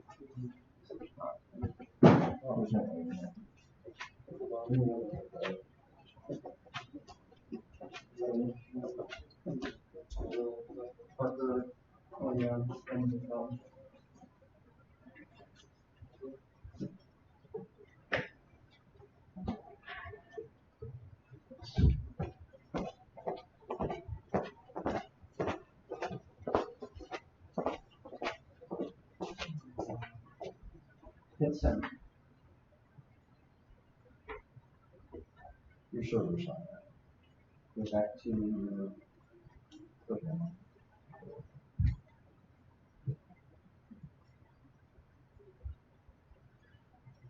Hit save because you have unsaved changes.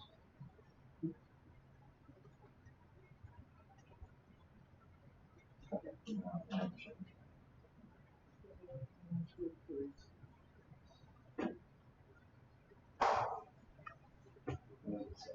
So you're going to go towards the top. I'm going to say something about that. Scroll down. NanoID is not a function. So it's the same thing. You're missing the curly braces. step.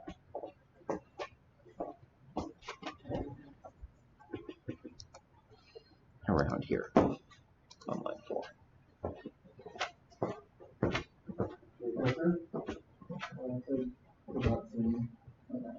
So I think that your server's not right. So check your server time. Yep, that's correct. See that? Give me a start back up.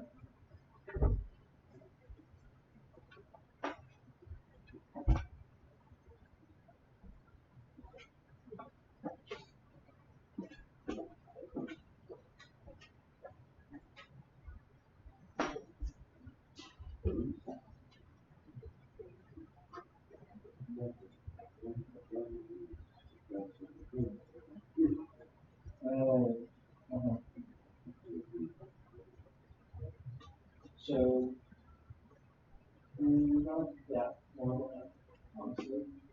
Put 4 braces around that. And then we're going to work down the route so you go down. And that's going to end up here after that. Okay? We're still working on this. Okay. So we've got kind of the setup. There's the aerosol. So if you pull it up, and you see an airplane, you see the stack race. Cannot put, okay? So the saying here's not a route setup for it. So you're going to scroll down in your foot, and look, here's your route setup. Okay. So here's your get.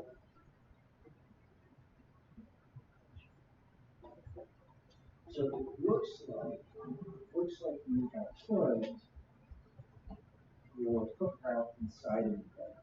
Okay. It's really important to follow proper indentation.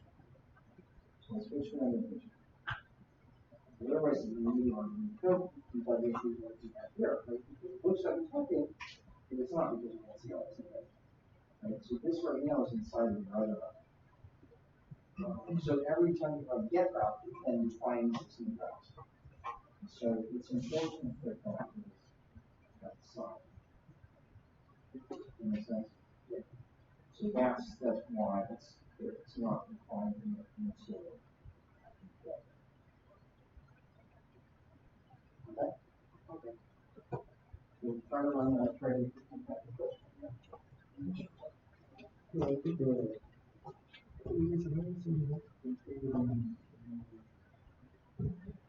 look at your scroll down. Has your server restarted?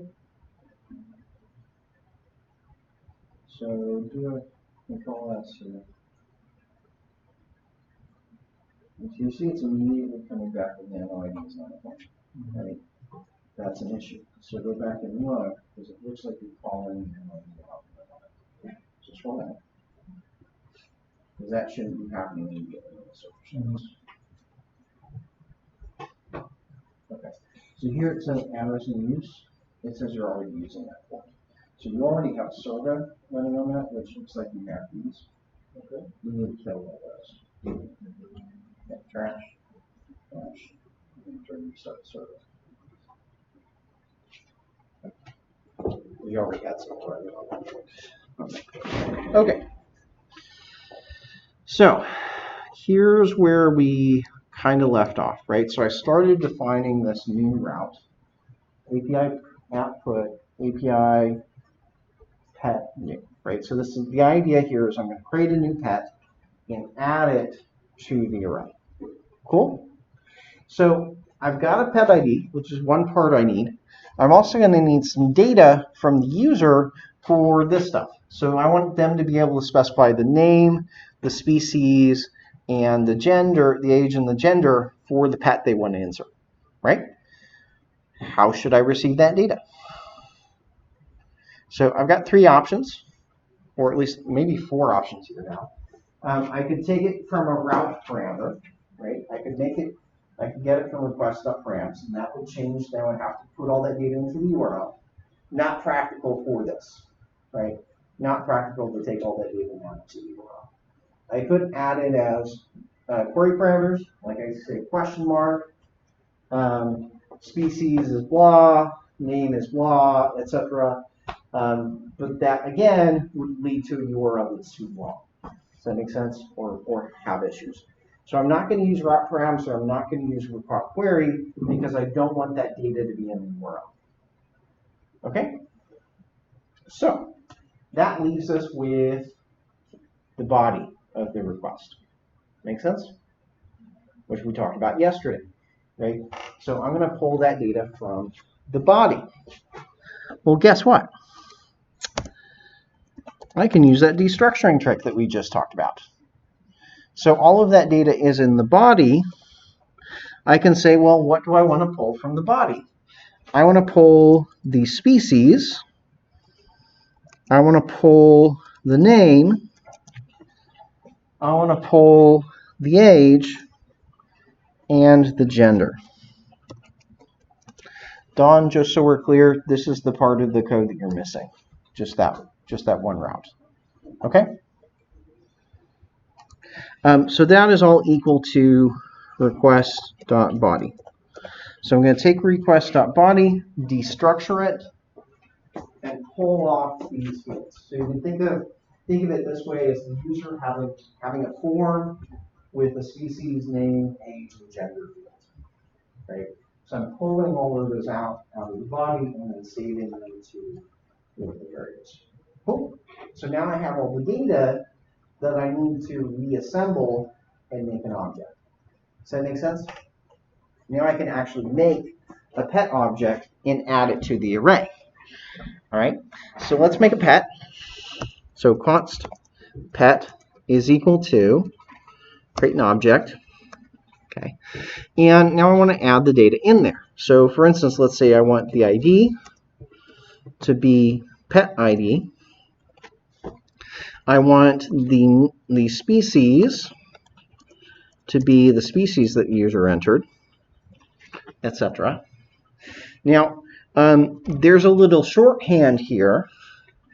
If your key and your value are the same name, right? So here I have species colon species. I can shorthand that like so. I can just say species. If both of those values are the same, I can just write the name. So I can't do that with this pet ID because those two are different names. Underscore ID and pet ID, not the same thing. So I can't use that shorthand. But I can use that with the remainder here. So I can say name, age, gender. And so very quickly I've built up an object with all of those properties. Cool?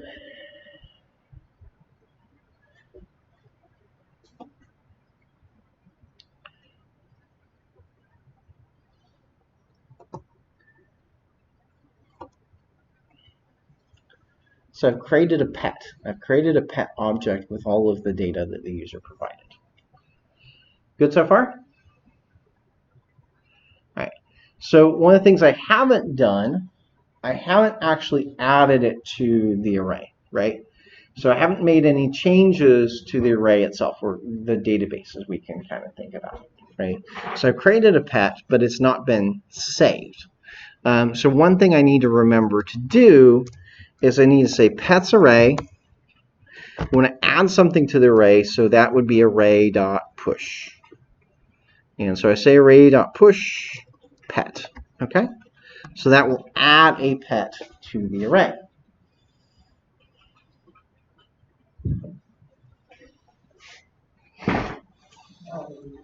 Huh?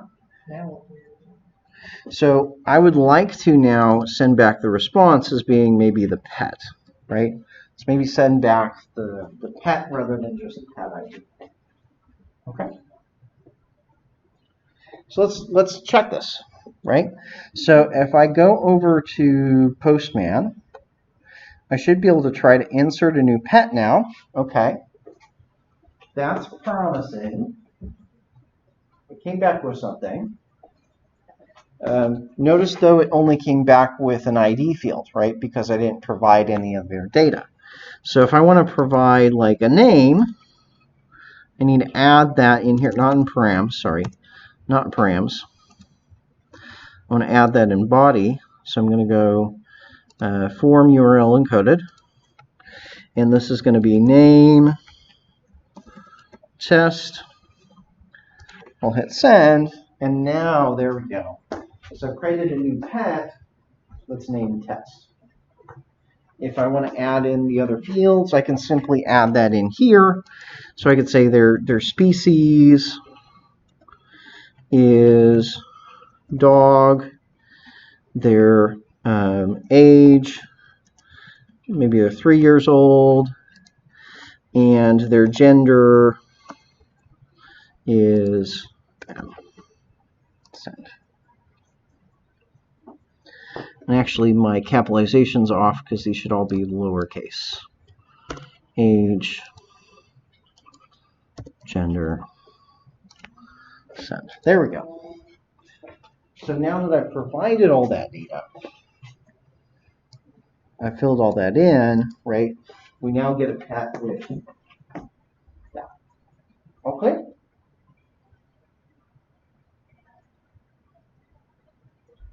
I'm going to check where it is. Where did age go? Where did age? That age is in body.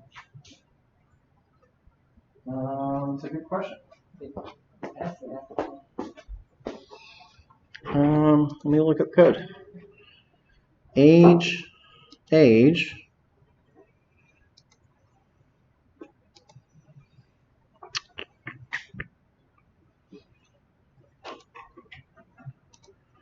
Why did my age not go through? Oh, I do. I do have a space. There we go. Do they put safety nets inside APIs like .trim and .to lower or .to upper so that no matter what you use, it'll fix itself? We do put trim inside of our APIs, but I don't trim the keys. I will trim the values, but I don't trim the keys. So what I do instead for cases like this is I use a tool. There's a library called Joi, J-O-I. We'll talk about that one next week, okay? That will help us with that in terms of doing this validation stuff. So that'll help catch some of those issues, but we're not there yet, okay? So that's kind of my starting point. All right, I got all this data. All right, so my age is there, but there's one thing that's wrong with age. You see that age came through as a string? That's a problem, right? I want it to be stored in the database not as a string, but I want it to be stored as a number, right? So the problem here is that all of this data that comes in, in the request body or all these other fields, whether it comes part of the the query parameters or the route parameters or the body, all of these always come in as strings.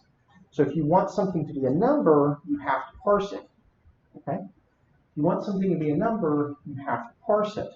Okay? So, well, I'd like the age to be parsed. So maybe I can go in here and I say, well, let's set the age to parse float age. Right? I could put it all the way down here, and at that point it would be parsed. Right? Or more specifically, I might do parse int because the age is probably a whole number, or probably should be an integer. Right? So I could do that. The problem with doing it down here is that I have code up above, right? This age right here is a string, right? So I have a period of time potentially between here and there where I'm working with it as a string instead of a number, which can be a gotcha, especially when I need to do my validation. Everybody clear with that? So I want to actually validate it sooner. Well, in here, parse int age, and then I can go back to just age down here.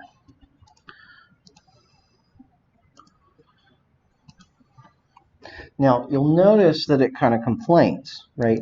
So the problem is in this destructuring, I can't call functions. Everybody see that? So I can't call a function in terms of there. So if I'm going to get out of here and actually do what I want, I need to peel that one off specially. So I'm going to say const age is equal to parse int request dot body dot age. So there are still times like this where, especially for numbers and other things that formats, sometimes it's more practical to pull it off separately and not use the destructuring sort. Okay, so I've got that. We can test it again, and we should have an integer. So I'm going to hit send, and there we go. So my age is an integer instead of being a string. All right, I'm going to do a quick pass around to check where everybody's at. We're coming through, like that. Good.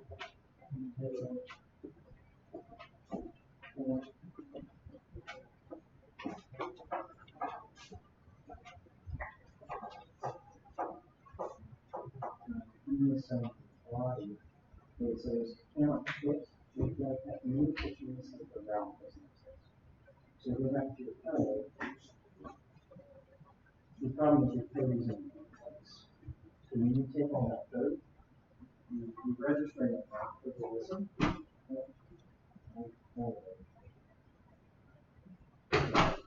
So like 43. Cut that. Get rid of those two. That is true. So go back up and then put it in. So basically, you want to keep all your routes. Okay.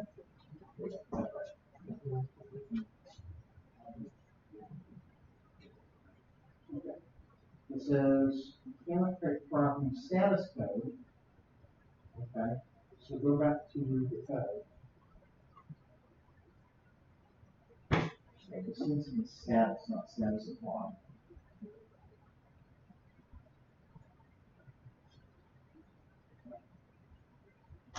Try to go back to. So now the problem is you're doing a get request. You need to do a request. So try to do a request. Okay. There you go. Okay. So you're going to go back to body and log with it. Once you're filling the data, right? So every piece of you're good. You're getting there.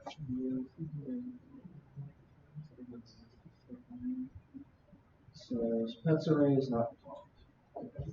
So it's saying there's a on line 47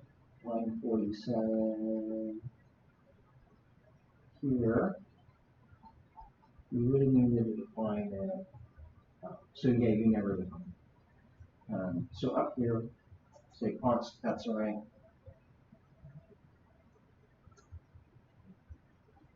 And that also means your other.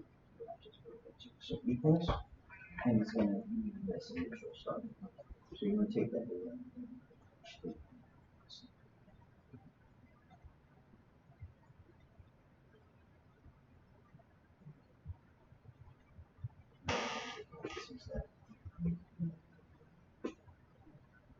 So and then in the list method, you want to say res JSON. And go back. Res JSON, you need to fix that because it needs to set it.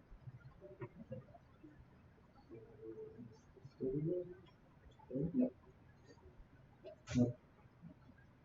We've actually got two copies. So you're declaring the whole variable in this route, which is send a copy. Okay? So check this route too. So check both of those routes if they work.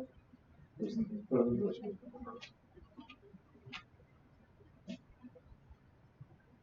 Cool. So to rename species image. Also putting the gender. So looks like the gender will not be going through. Without two.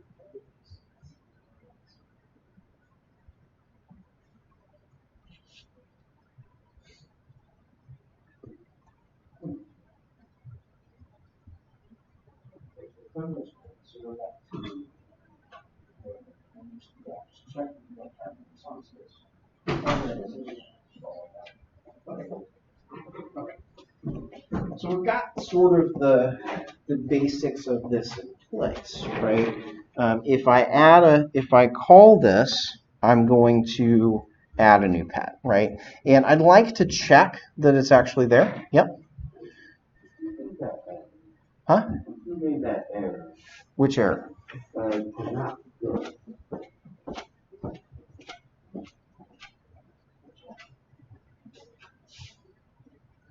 Yeah, this was not that. We're back to updating the slash. That So go ahead and save that right there. Okay. So what is that? That's array is not defined. You should have a pets array defined at the top. Which you're missing. So in there, define the pets array. The pets array needs to be right. Okay. So what I want to do, you'll notice in here I can uncheck any of these boxes. Boop, boop, boop. And so if I uncheck it, it won't be sending that data, right? And so we notice age seems to be kind of coming through because it's behaving a little bit different because of the parse int, but all the other data is not being passed, right? So one of the things we always want to do with our code, we always want to check for these edge cases and fix it for those edge cases, right? So I want to say if, well, you don't provide all these values, then we're going to give you an error instead of adding the bug, right? Instead of adding the text, okay? So we need to give the user some indication of what went wrong, okay? And stop it. So if I go back to the code, right? We see the first thing I'm doing is I pick all the pieces off. The second thing I do is build up an object.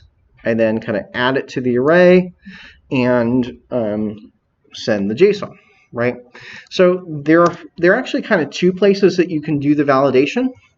I can either do it before I construct this object, or I can do it after I construct the object. What's important is that I do the validation before I get here, before 59. Does that make sense? So I can do it either side of that.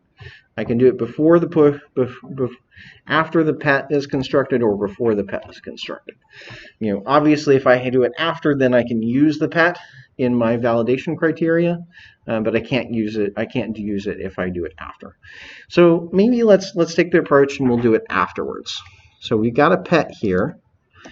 I want to do some validation. So things I want to do, I want to say that all of these fields are required, right? So first one in the list is species, right? We know the ID's been provided because we generated it.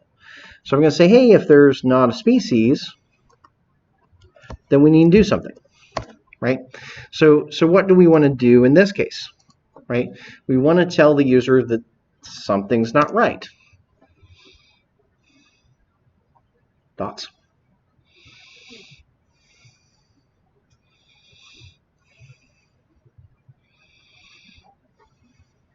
What kind of status code should we send back?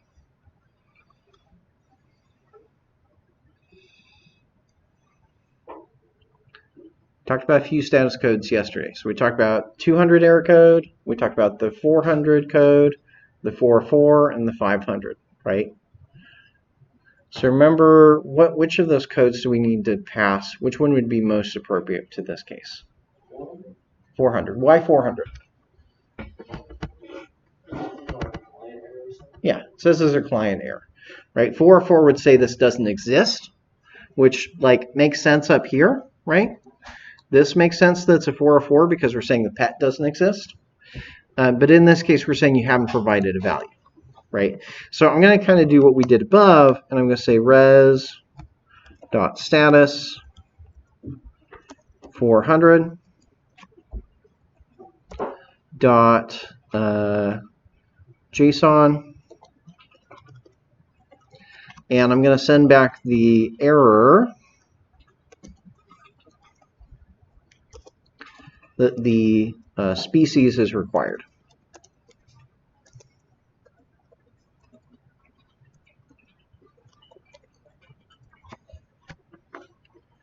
Right, so if they do that, we're going to do that instead. It's worth noting that if I leave this as is, right, if I leave this as is, we're still going to add the pet, right, because this doesn't stop it, right? This does not stop the code from proceeding on, right? Just say if, do this, and then it keeps going with the code down below. Is everybody following with that? So it's important that I move this around and move all that, move those two lines into the else case. So only in the case where the data is provided, the data is valid, do I want to do those two things. I only want to add it to the array and respond with the pet object if it was successful. Okay?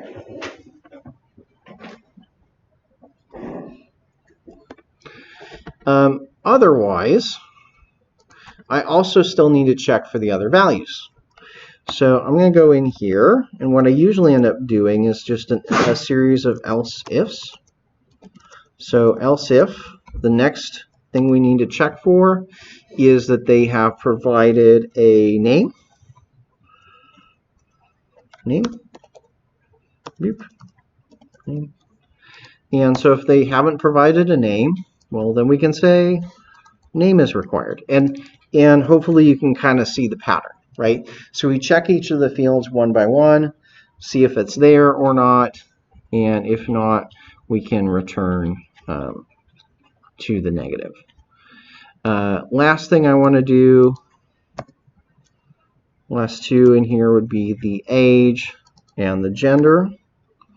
So if there's not an age, age is age required. If there's not a gender, gender required. So just like that, I have a little bit of validation on my system. And if I try to run this again, it should complain that the species is required. And it's worth noting, if I have that same thing where I had earlier, where I accidentally have spaces, it's kind of do the same thing. So like species, you see there, name is required, age required, gender required, there. So it only allows it through if all of the fields have been filled in. Make sense? So some easy validation on there. And that just blocks it from getting invalid data into there. Now, we want to do some additional checking. So I'm going to go back to Postman. I'm going to go ahead and save this request that I have here. Remember yesterday we kind of wanted to organize these things into collections. So I'm going to add a new collection here, and I'm going to call this pet adoption. Is my collection name. Say crate. So this is the pet collection, pet adoption, and I'd say crate pet. This is the crate pet request under pet adoption. Hit save. And then I'm going to go and create some other requests so I can start saving some of these requests and repeating them. So the next thing I want to do is I'm going to make a HTTP / localhost 5001, and we're going to make a request to API pet list. So this is just a GET request.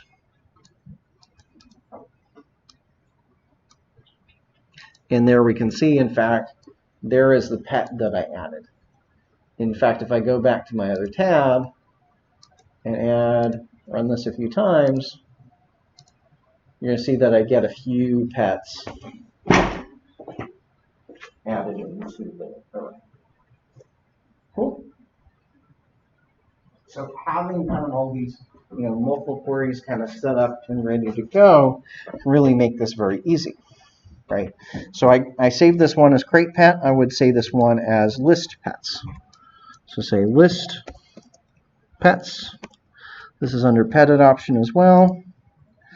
And so then if I ever need to come back to these queries, they're going to be over here in the sidebar, like crate pets and list pets.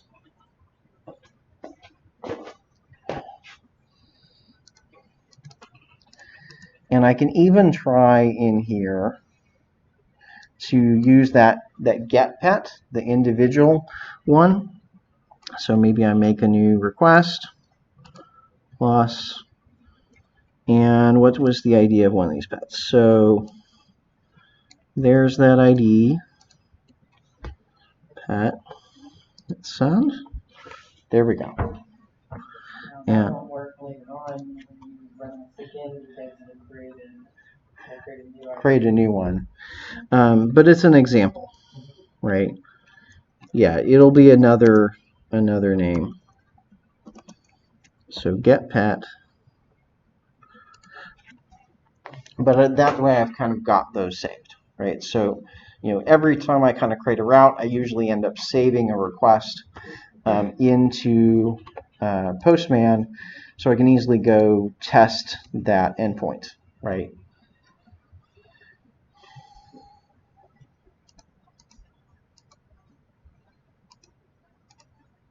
So I can even close those tabs now and come back here. Cool. So we've got kind of start of an API, right? I can get the full list, I can get a single one, and I can insert new ones, right? So we've only got 2 routes left, right? The 2 routes left is we'll want to be able to update ones that are in the database, update ones that are in an array, and I want to be able to delete ones from the array, okay? Let's go ahead and take a quick break because we've been going at this for a while, and we'll come back and we'll fix those 2 things. The other 2, there's some other things on my list to still do after that, just to kind of round this out, and then we'll be done with this example. Okay. All right. So let's say a 20-minute break, and we'll come back at about 20 minutes. We'll come back at 3:10. So let me write that on the board.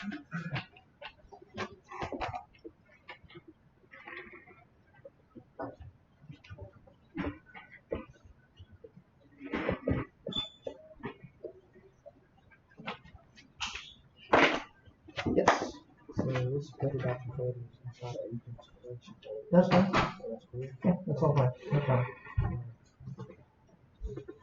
As long as you got some time. Is that kind of making sense?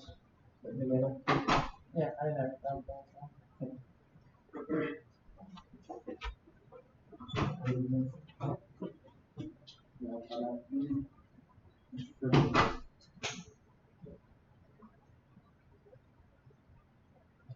Remember, so Parker? Yeah. You have to follow the invitation. Look at this one. Parker. If you're writing something like that, and basically that's a big problem in terms of data. Okay. You need it. You need it. Because basically what you're doing is you're leaving the code class, right? Which just makes more work for the user. And it's really important to get that. One thing you can do, right, if you just right click and the format document, that will fix most of the indentation. Okay. So configure. This will fix most of that. But you need to follow the idea of writing it and not necessarily rely. But at least then you can see what it should be. Does that make sense? That's what we need to do. Yeah. If you're putting in code that's basically really unreadable, you recognize that I'm going to get that points from. Makes sense. Yep.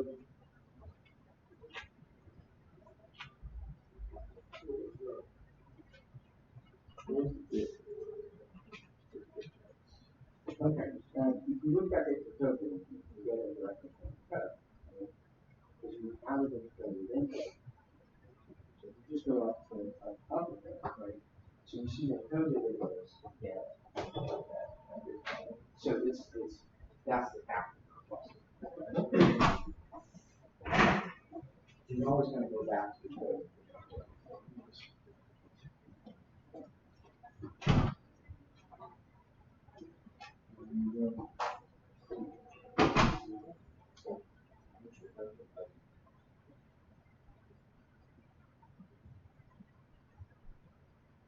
As I was saying, it's really important for your communication, saying that you're working and then avoiding issues.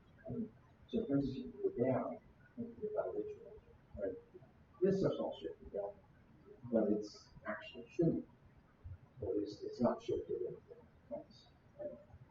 So you can't easily tell, what is the type. So what I would do, now, it's actually this. What I see, you see how this, right? This is the end of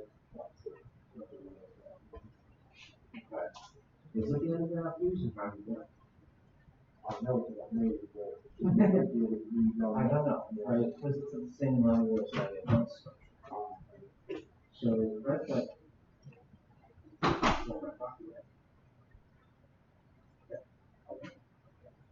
so you can fix it then, but you want to try and do that as you write it because you end up giving you kind of that right. Okay.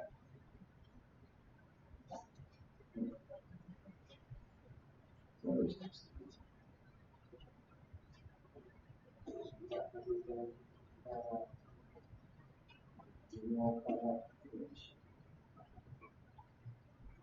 little thing here, just else we actually put it on the same line as operating.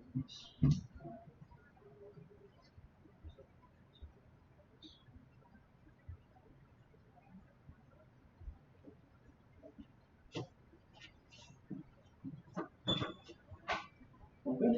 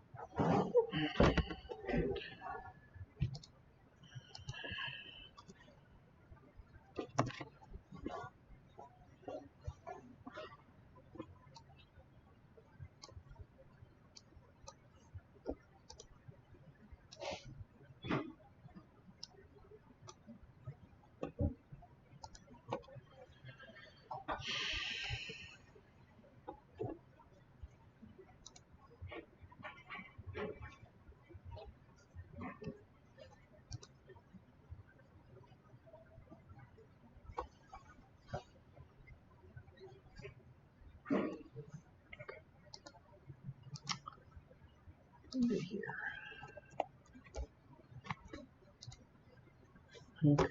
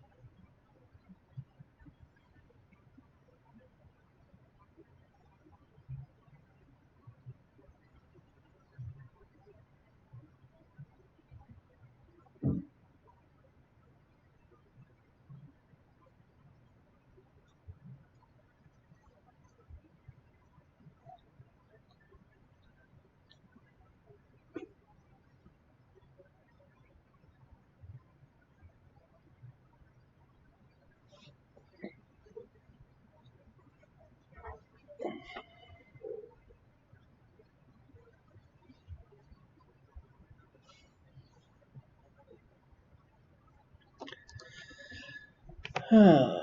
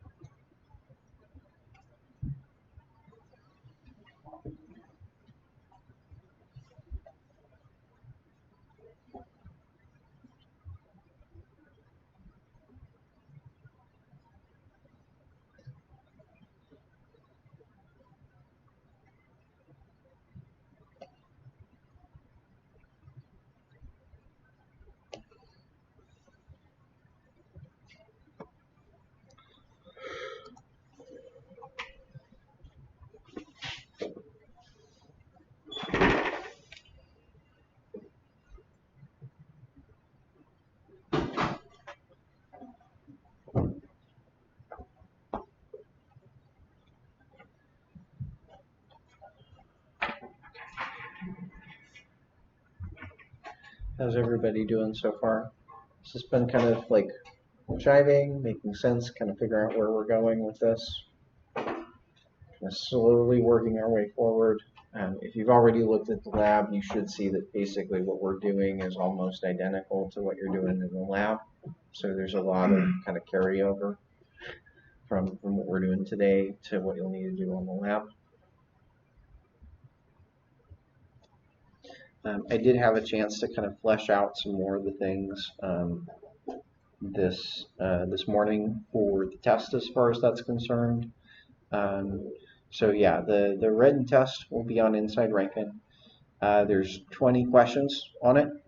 It will be closed book as far as the written test is concerned, but it is open notes. And I think if you look on Inside Ranken, you should be able to see that already. So you're free to bring in whatever written or printed notes you want for that written test, but it will be closed book, just so you know. Cool? No other outside resources, no internet looking, no none of that. Does it have to be handmade? As long as it's on a piece of paper, it's good. So whether you write it down or you print it, either of those is okay. Cool? If it requires you to open another window, then the answer is no. But if it's on a piece of paper, that's okay. Evan will be, Mr. G will be proctoring that test, by the way. So that's that. And just kind of as a hint as to what the hands-on test is, because I basically got most of that fleshed out now. It will require you to make a small API. I will say that for sure. And you know, there's going to be a few endpoints to that. I'm not going to expect you to do any HTML or CSS for the test. So it's all going to be Node and backend. I am going to expect you to use Postman. I will say that there might be some overlap with what you did in Lab 301 with the hands-on test. You might review and fix up any bugs you have on that. Cool? Okay. Are you ready to go back in? Looks like everybody's kind of stretched and come back. So I'll go ahead and go on with this. So you remember that we've gotten through most of the API. We've got through, or at least half of the API. We just have to do the update and we have to do the delete still. So I'm going to add another route. Is kind of where I'm going to start and go down here after this route is finished. It's worth mentioning real quick. If you go on the left, you'll see there's kind of a little arrow like this. That will actually allow you to collapse things. So one thing that can be helpful as this starts getting bigger is to just be able to collapse the routes then. Cool. So right now we have these 3 routes. So we're going to add another route. This one's going to be put as well. App.put. And so remember, when we're doing when we're doing an update, we do know the ID. So it's going to be app put pet ID.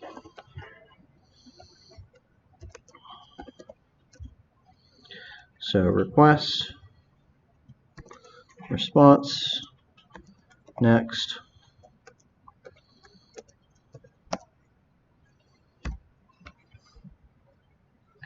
Okay. So we'll see that that pet ID is part of the URL. So I need to grab it from there. So I'm going to say const pet ID is equal to request.params.pet ID. Okay, so I'm grabbing the pet ID from the URL. And then we need to figure out how we're going to update it, right?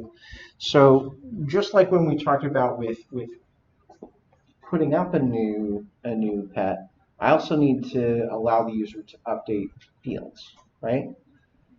So how do you think I'm going to send that data? How do you think I'm going to send the new value for those fields, those properties? Thoughts?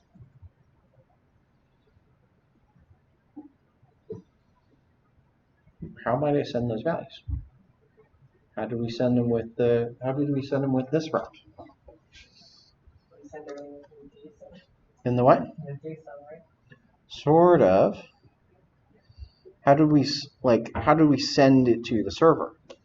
We sent it back as JSON, but how did we receive the data? How did we receive the data in that route? Go back and look at the new route. Huh? Is in the body. It was in the body, right? So same sort of thing. For this one, we've got data we need to receive from the body. So it's going to look very similar. Const destructure things. I'm going to pull the species, the name, and the gender. And I'm going to pull, actually, I'm going to go ahead and pull the age too. Species name, age, gender from request.body. Because actually, in this case, I don't want to convert it to an integer yet. So that's going to give me all the data that the user sent up. Cool so far? So what I want to allow the user to do is to then give these values, and then we'll go update a pet, right?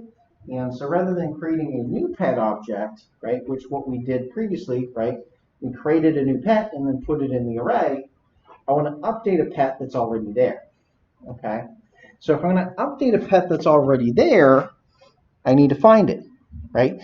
Just like we did in the second route, in the get route, I needed to go find that pet. So I'm going to start there. So let's say we go find the pet. So const pet is equal to pets array dot find x arrow x dot id underscore id is equal to the pet id. Okay.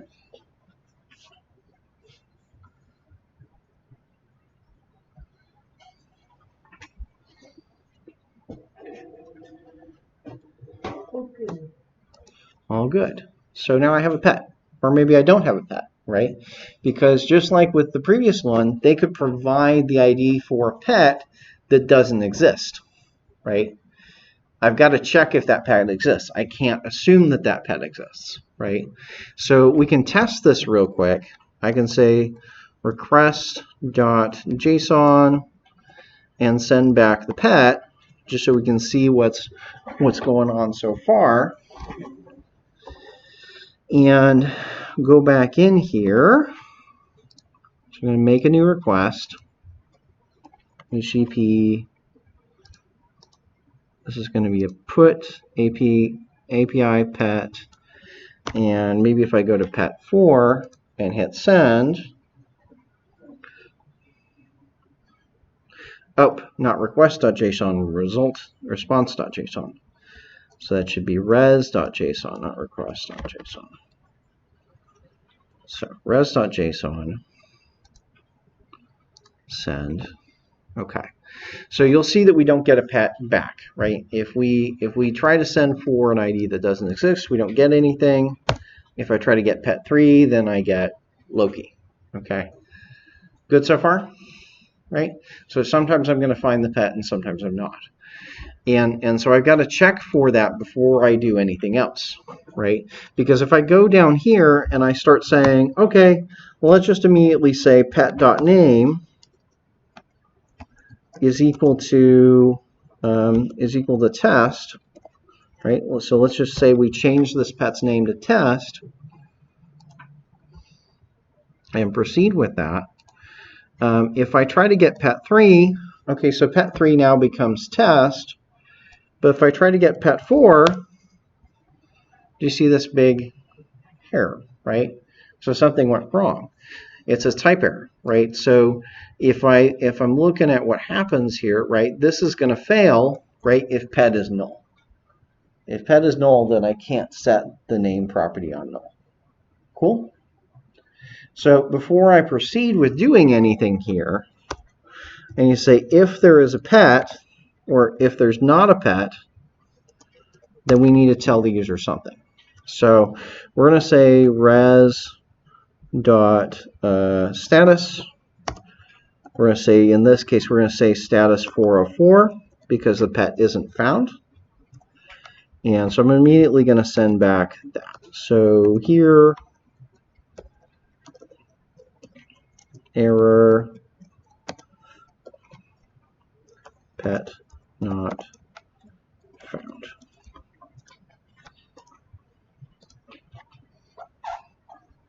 No, I don't want a space at the end. And otherwise, we can do something else.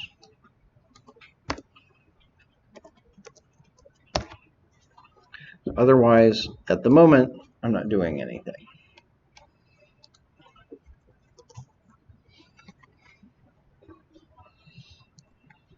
So if we do have a pet, we can try to update it, right? If we do have a pet, we can try to update it. So we've got a species here, we've got name, we have age, we have gender. Kind of the obvious thing to do would be to start applying those. Would we say, hey, pet dot name is equal to name, right? Just straight up change the fields. Pet dot species is equal to species. Pet dot age is equal to age. Pet dot gender is equal to gender, right? And then maybe at the end I just say, hey, let's send the pet back.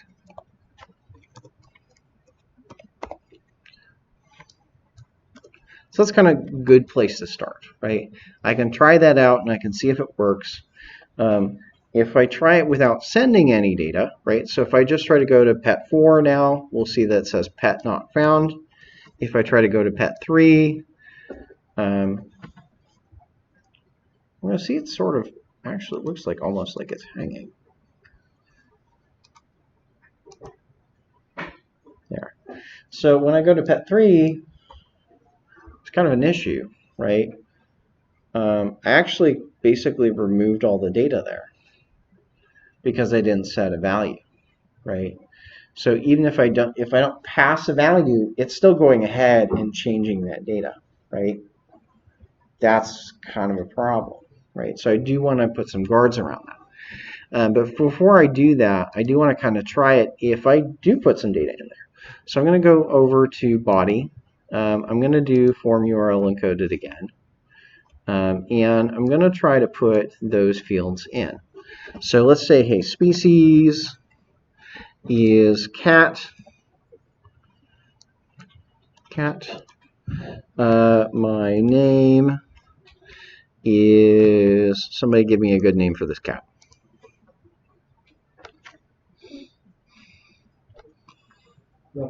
Fluffy. Okay. So he's going to become Fluffy. He used to be Loki. He's going to be Fluffy. So his age is, he's now gotten older, so he's 10.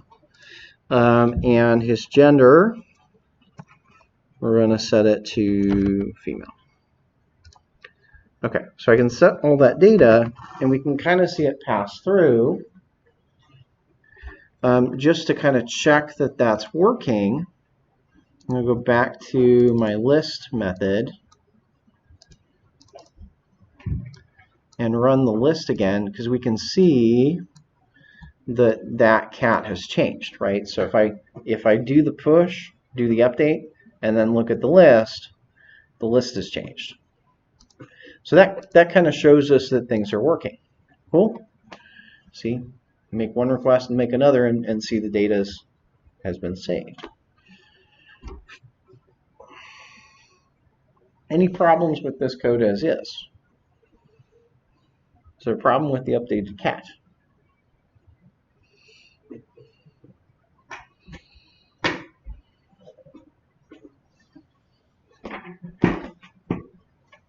Notice what's happening to his age. His age has become a string, right? So kind of like we had to fix things with there. I also need to do something over here to make sure that his age is a number. So I'm going to say parse it.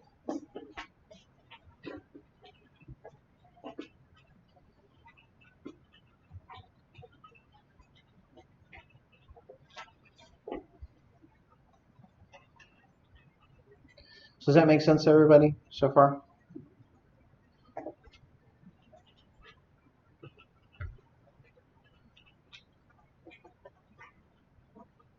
Yeah.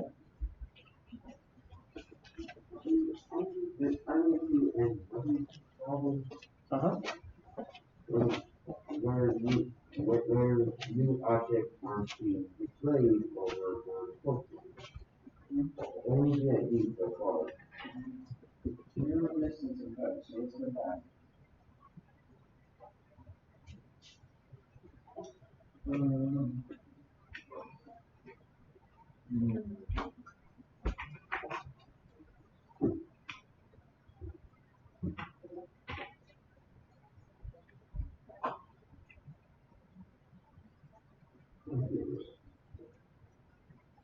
So now try to update that.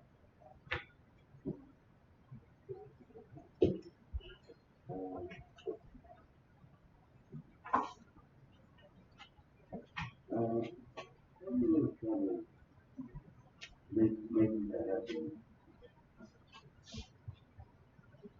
So you're making new, yeah. And so we're going to local host 5,000.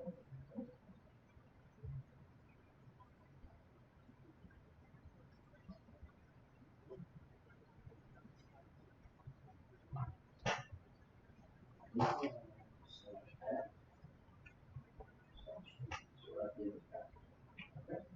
you hit send right now. Go back to the data.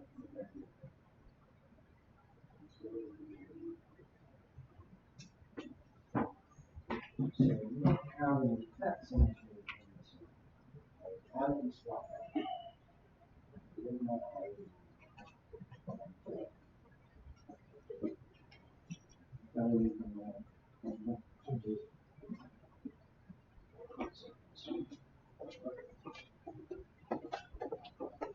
So what I need to add to this route, we have most of it in place, but we don't have we don't have much in the way of validation, right? We are checking that the pet, we're dealing with the case that the pet doesn't exist, but we aren't dealing with the fact that what if the user doesn't provide these things? In fact, a very common thing with update is I may want to update some of the data, but not all of the data, right? So this way I've got it set up here, forces me to update all of the fields, right? I can't just update one of the fields, I have to update every single field every single time, right? And that's a problem, right? That's an issue. I only want to update some fields sometimes. So we want to set this up in a way that it can deal with that. Okay? So we kind of think about that. Well, probably means I need some if statements. So I say only update it if the user's given me a value. And so specifically, if I kind of look into there, I'll find that if I don't pass a value, then those variables get set to undefined. So I can say if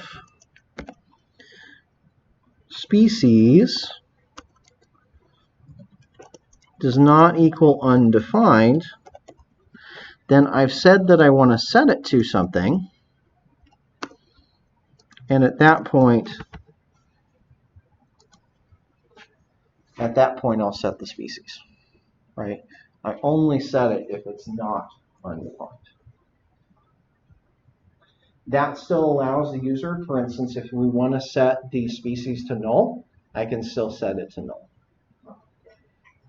Or if I want to set it to empty string, I can still set it to empty string. Yep. So say define in the beginning when the function is set up the string. And like you already like implemented data and you want to go back and change it to parse it. You do that or is that still So I'm not doing the parseInt up here for the reason that I need to know whether or not it's undefined. And if I do a parseInt up here, I wouldn't know whether or not the string is undefined at this point. Whether or not the age was undefined. That's part of why I'm waiting on that.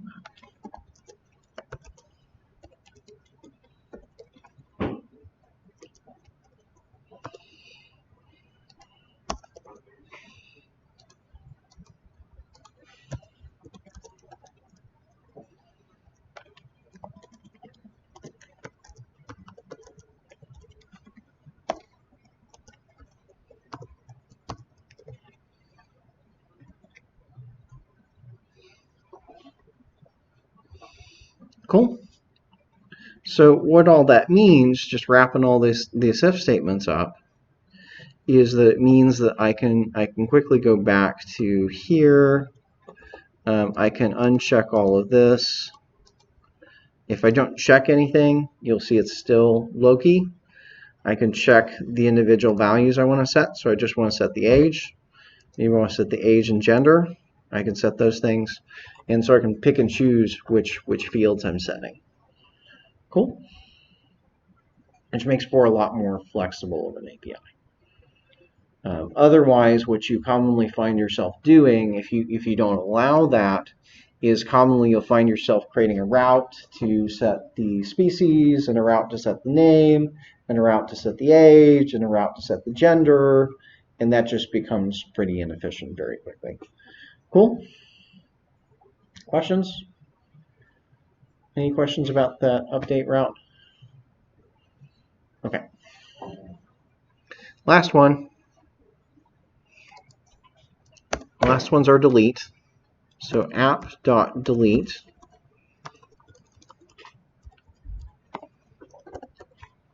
And we're going to say we want to register that on the API /pet /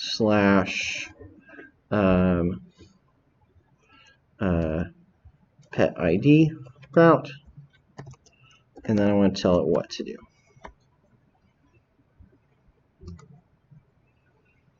So when we delete, I want it to go out of the array.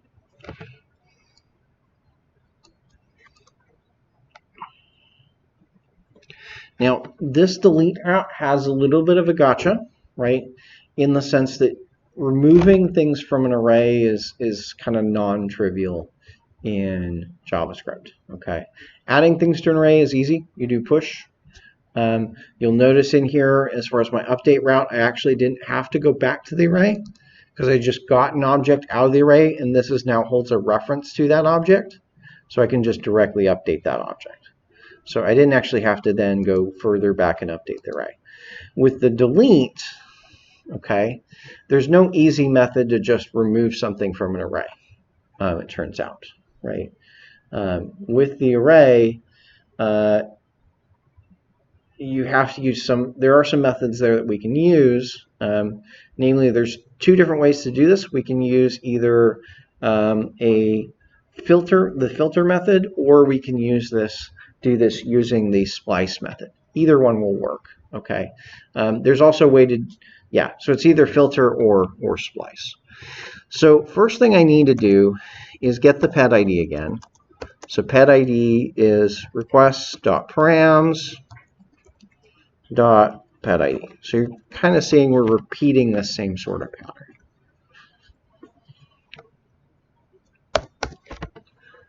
Okay. Now, I want to say I want to remove it. Okay. And one of the things that we've done previously is something like this. So if I say const pet is equal to pets array dot find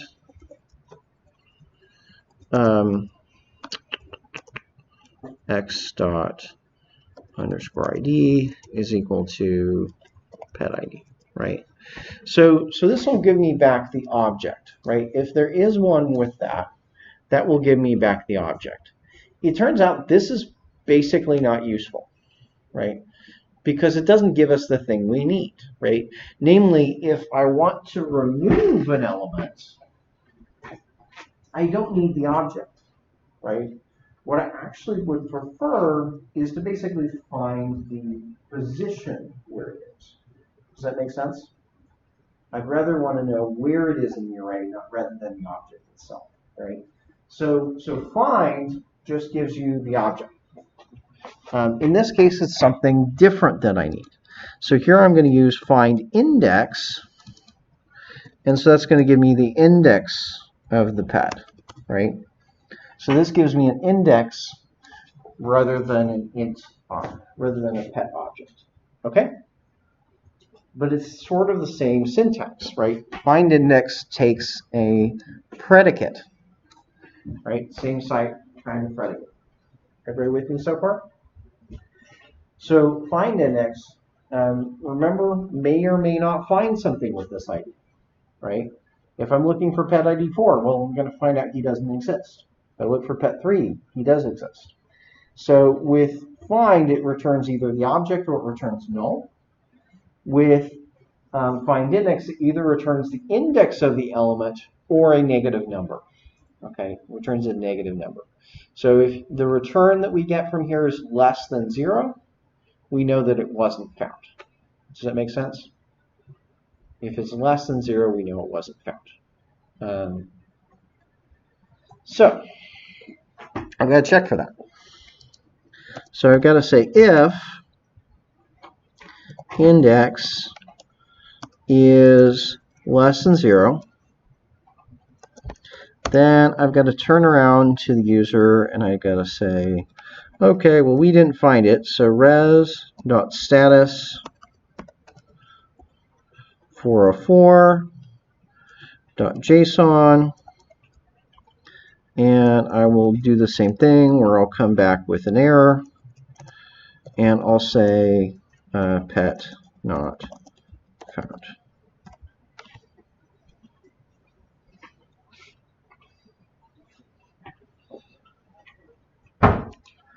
Otherwise, if it's not less than 0, then we know that we have found a pet with that ID. Okay, and I've got the index. Okay, so what I can do, let's go out to MDN. We're going to look at the splice method. So MDN array splice.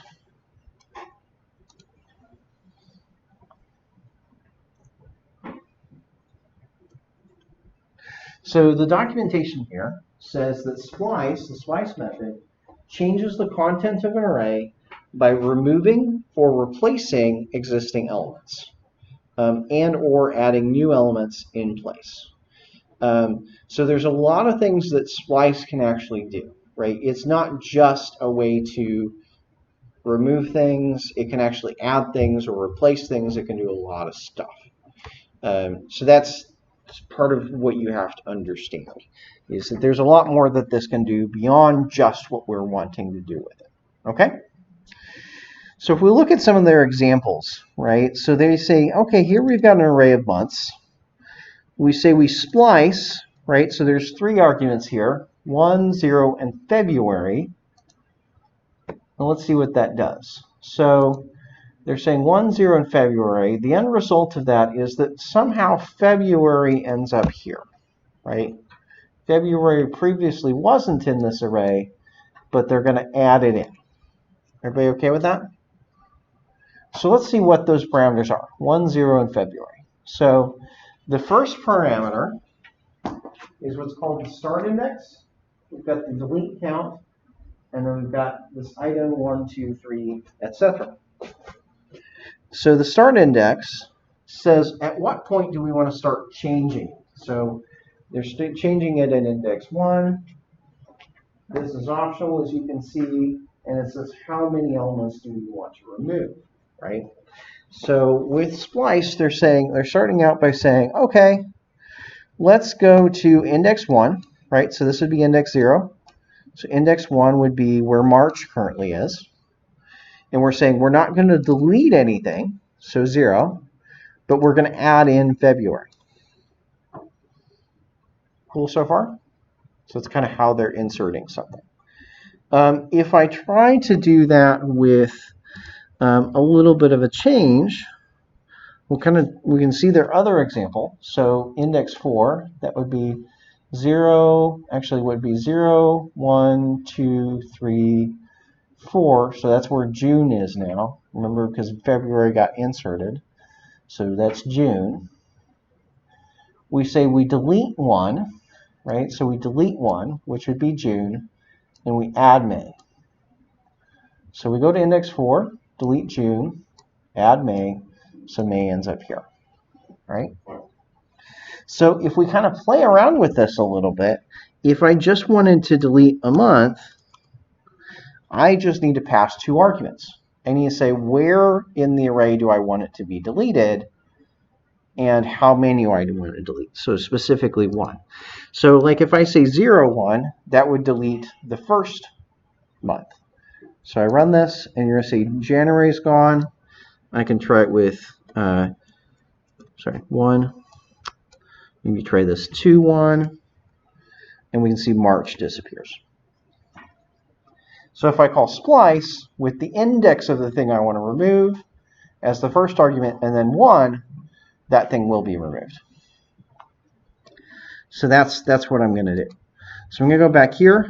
I'm going to say, let's take the pets array.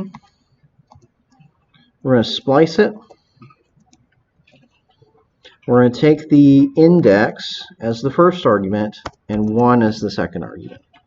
So go to that start index, remove 1 element, don't add anything in. And then we can finally send something back. So here I might say, let's say res.json, and I might just send a message back saying that it's been removed.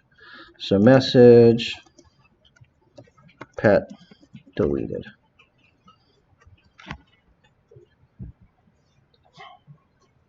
So try that out. You should be able to delete a pet, and it should give you this message. You should be able to go back to the list and see it gone. And if you give an ID that's invalid, it should be invalid. So give that back.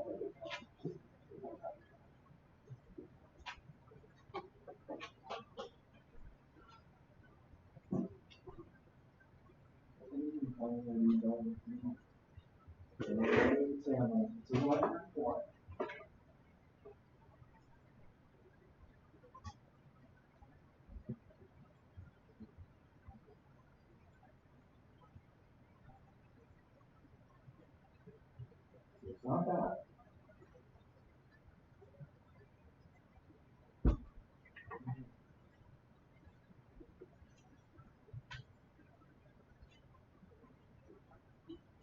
So if you did something, I think, that Here, you see how it says X already defined? Because we kind of do it this way.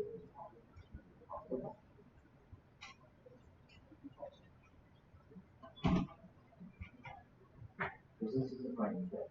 Right. So say,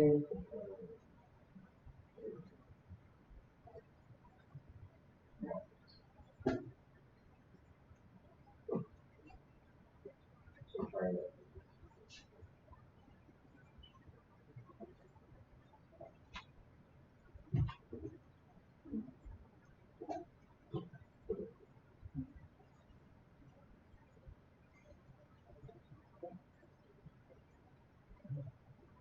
You found something.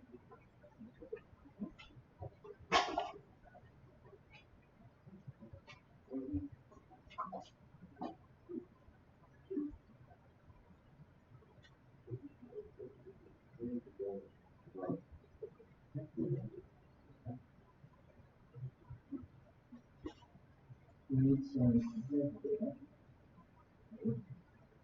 So you calculate needs to have some data. So it should be underscore.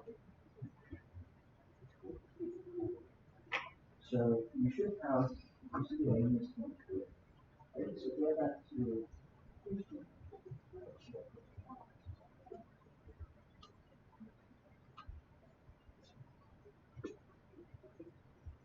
two. So look for your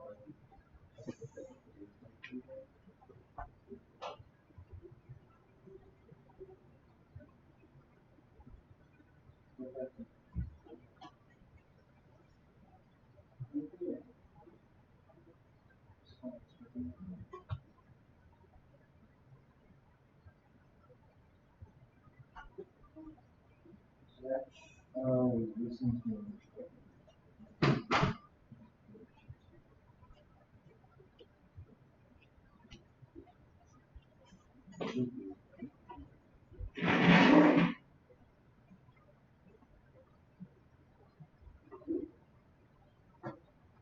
okay.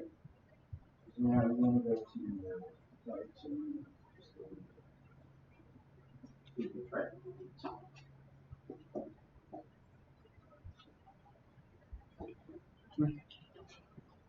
Let's see what it's like. Topic chapters. Okay. Plus is not fun.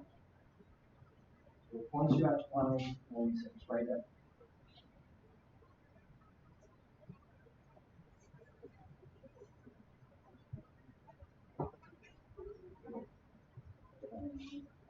I'm moving some production request response. I think I'm missing in here. That route should have those parameters, just the route handler should have those just like all the others.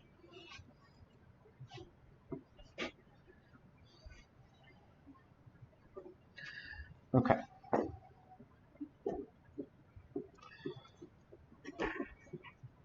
Questions? Does splice make sense for doing here? Kind of a weird usage of splice, but especially the splice can do a lot of things. But that's basically how you remove something from the order.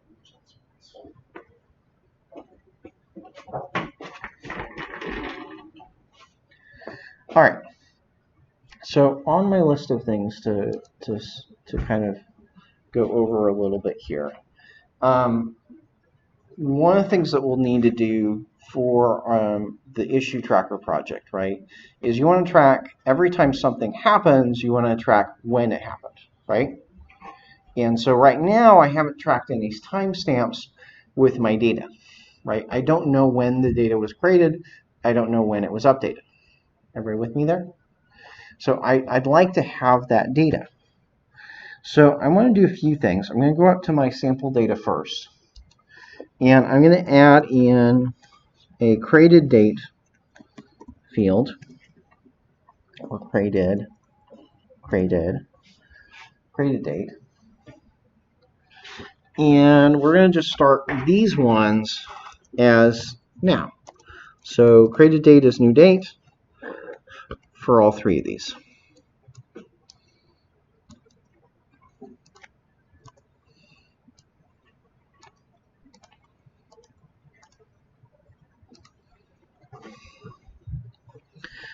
And that way, if I look at the list, you should see all of them coming back this way now. Cool. So that's a start, right? So they're all returning a date that they've been created. Okay. The next thing I want to do is I want to kind of update my code, right? The code that actually creates them, that route, in order to set that created date. Okay. So if I go back, right? So we got created date as new date. I'm going to go into this route here on line 46. So we say API pet new.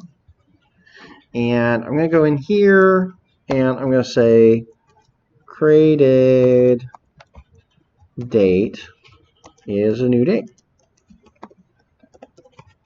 So anytime you want to get the current date and time, that's really all you have to do is you just say new date.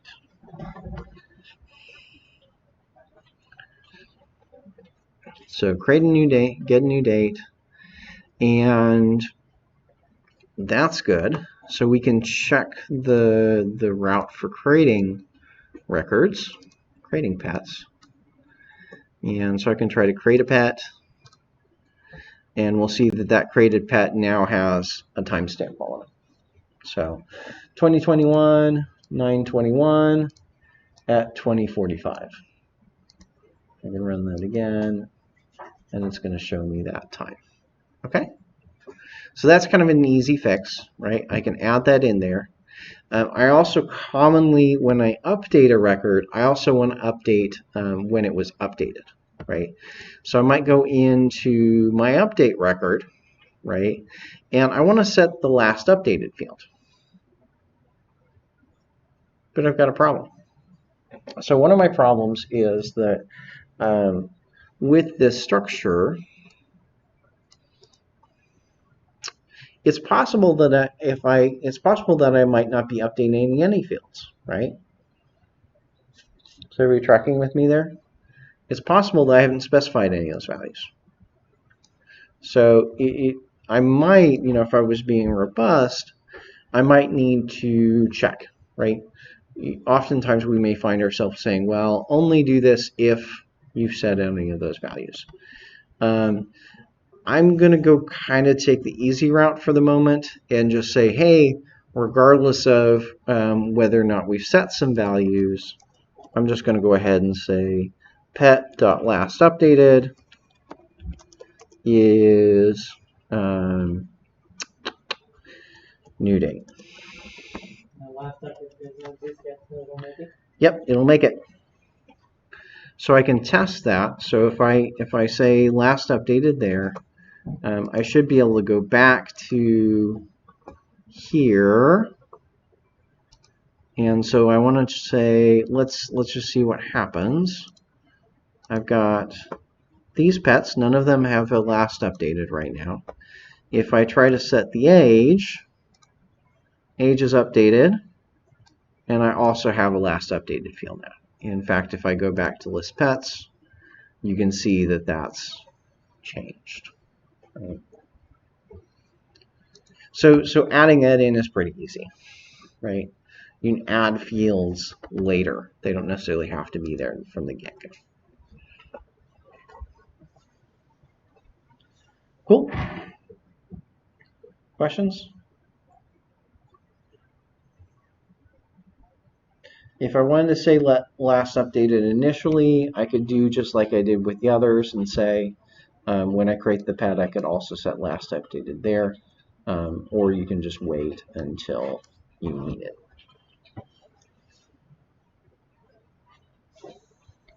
And so this kind of gives me the idea of, if it's not there, I know it's never been updated.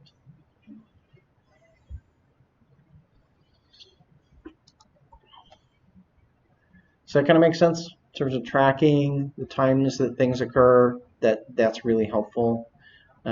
there. But it's really not a whole lot of code. You just need to know the new date gives you the current date and time. Next question. So in here, there's one more thing that we should kind of test, or two more things we need to test. So one thing in here, HTTP / localhost 5001. And let's say I just, maybe I thought that there should be a new API out here, and maybe I set API adoption, right? And I try to go visit that URL. Okay. Now, when I try to go visit that URL, you're going to see that it returns a response, right? Try to go to API adoption. It's going to return a 404 response. Everybody see that? So out of the box, Express includes a little bit of code that generates a 404 page, right? And so specifically that 404 page, 404 status, and a little bit of HTML. Make sense? Now, oftentimes, I want to change what it responds in how it responds in this case. If the page or the route doesn't exist, if I haven't defined it, I may want it to return something else. Make sense? I may want to have it return something else. So frequently, I want to set this up in a way where, regardless of what happens, it returns JSON. Okay? So even in this 404 case, I want it to return JSON. But you notice it's returning HTML, right? So that would cause a problem with our front end code. So you can override, you can change how that works. And the way you do that, we kind of go down here after all the routes. So let me collapse all these routes. Right, so I've defined all these routes. And what I do at the end is I say, well, let's handle some errors. So this code's going to occur between us. This is going to be between all the routes we've set up and where we start listening for requests. That's where this ends. And so basically what we say is we say, well, if none of the routes before handled this request, then I'm going to handle it. I'm going to take care of any routes that got here. Okay? And so the way I do this is I say app.use, and we actually install a middleware. We're going to install our own middleware. And so our own middleware actually turns out has this signature. Request, response, next. Does this look familiar? Kind of looks like all the other things we've defined. In fact, the signature for route handlers and middlewares are the same thing. In a lot of ways, Express treats those as the same thing. Middleware functions and these route handlers are basically the same idea. Okay, so we go down here and we say, hey, if nothing handled it, right, we're going to run this middleware function. Okay, really looks like a route handler. In that case, I'm going to say, well, let's generate our own error page. So I'm going to say response.status. Let's send back a 404 status because that's still a good idea. And maybe I'll send some JSON data back instead.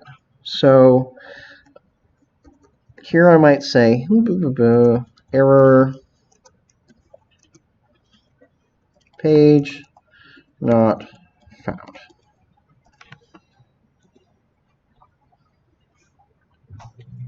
And so what this is going to do, it's going to change all of those routes that we haven't declared.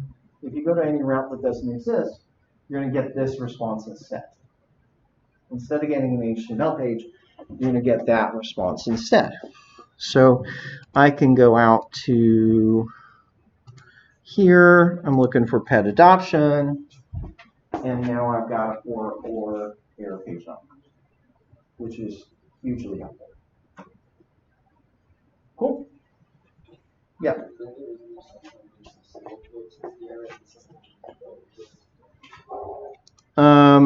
In my code? No, there's not any reason to it. I try to do all single quotes as much as I can, and sometimes I forget. And remember, I've been coding for long enough. Other languages are double quotes, so I've gotten in. I've sometimes slipped back into my habit of putting double quotes when I mean single quotes. I've got my formatter set up in such a way that even if I forget it, if I put double quotes here and then forget it, I just use prettier format document fix. So that's usually what I do is I do my best to try and kind of code good, but then those things sometimes I goof and I just have to fix them. Cool. All right. So it's not intentional. So that's helpful. Other things that commonly occur is you commonly have errors occur in your code, which we've probably seen a good number of times. We're working through this. And so we may want to change the kind of error page that we see when those things occur, right? So I can make that explicitly happen. Maybe I go up to API pet list, and in here, instead of putting our nice code here, I'm going to say, hey, let's throw an exception. Let's say throw new error. This is a test. Okay. So if I put this code in here and try to go back to here, and I go to API list or API pet list,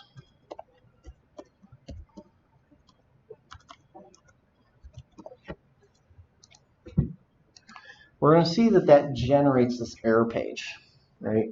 And in fact, you can kind of see there's a stack trace down here. It says this is a test, right? Which is the text of that error that I just heard. You see that? So I created a new error and threw it from that route. You see it says this is a test. It does do some good things in here. Namely, if I go over to preview, it will tell me that it's on line 20, so that's helpful. But this also there's two things going on here. This is returned as HTML, which I don't want. I want it returned as JSON. And this is too much information for an attacker because it's telling you where in the code the error occurs. You see that?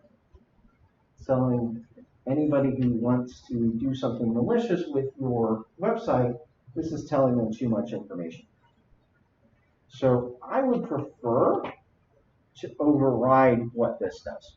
So kind of like I can change how my 404 error page looks, I also want to change how my 500 error page looks. Make sense? This is 500 error. This happens anytime you have an unhandled exception. Now, one of the things that does, so it's going here. Another thing that you'll see is if I go back and look at the console, I'll also see the same information. So I'll see the same stack trace back here in the console. From a security standpoint, this is fine. This is okay. My attacker shouldn't be able to get to this, right? If my attacker can go and see my logs, I'm basically already secure. If they can see your logs, then they're already at the point where they're more than likely in your system, right? So this is fine. I want all the information here, but I may not want all the information in the web page. Is that clear? I may just want some of the information in the web page. So one of the things I can do is to maybe kind of change how that works is you can define what's called an error handling middleware. Kind of looks like what we just did. I say app.use. I'm going to do this after the 404 error, and that is important.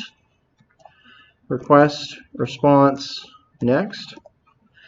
And for this one, I think that I need to remember which side of this goes. It's either at the beginning or the end. So looking at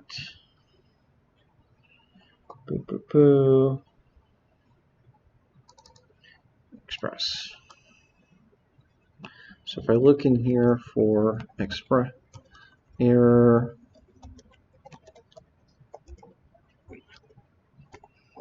in the reading assignment, this would be down here.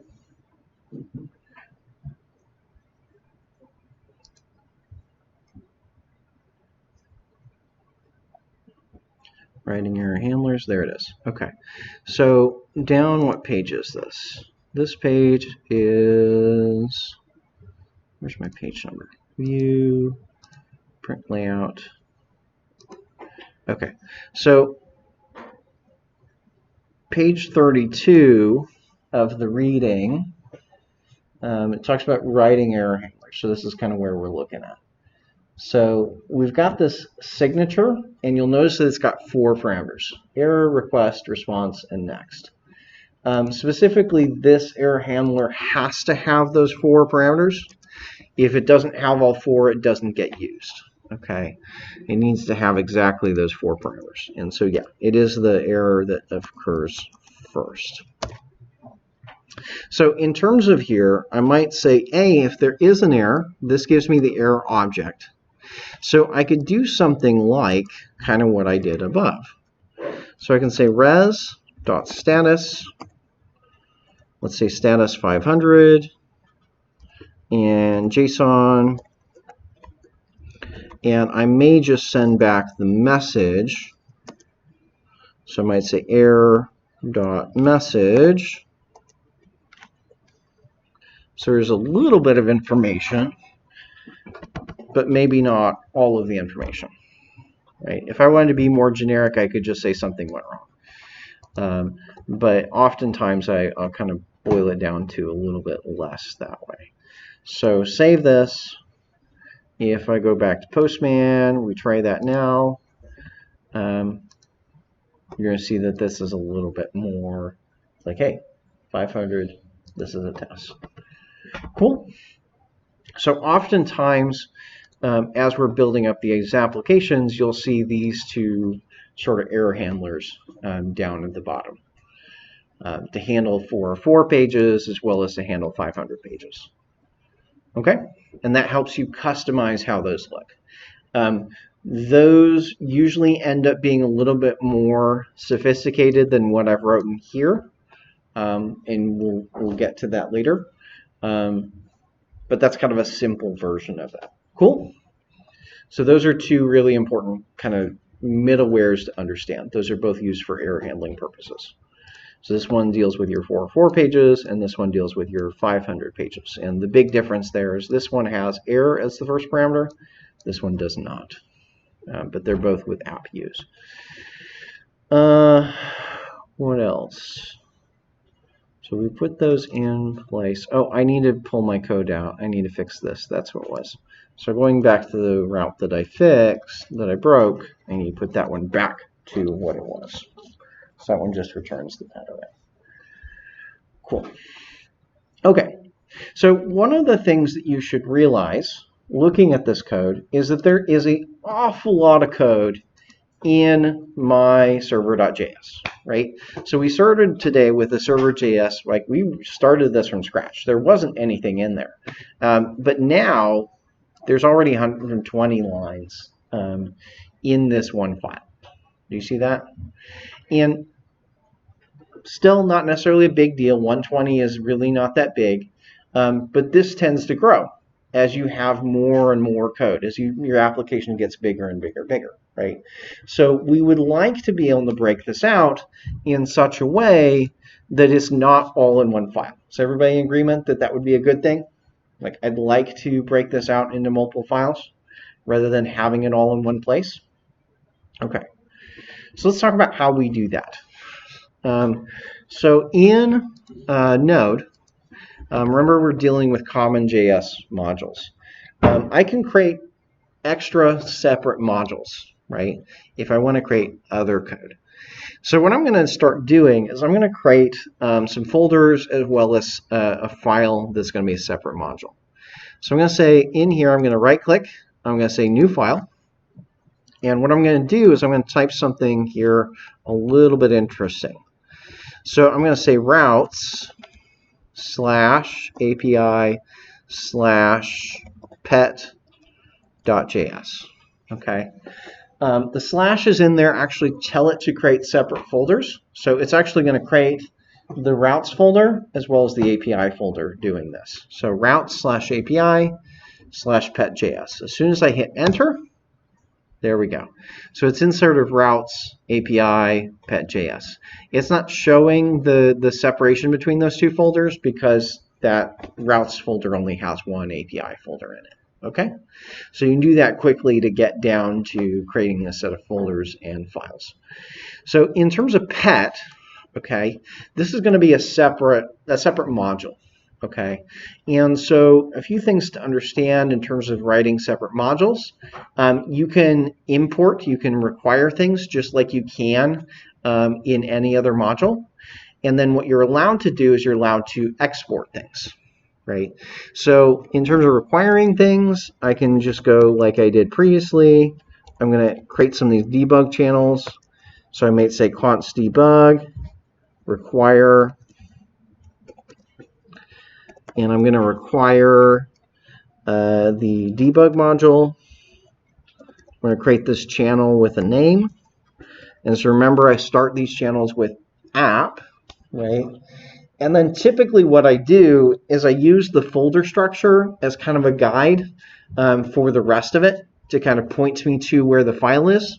So here I would say routes API pet is what I would name that channel. All good? So routes API pet.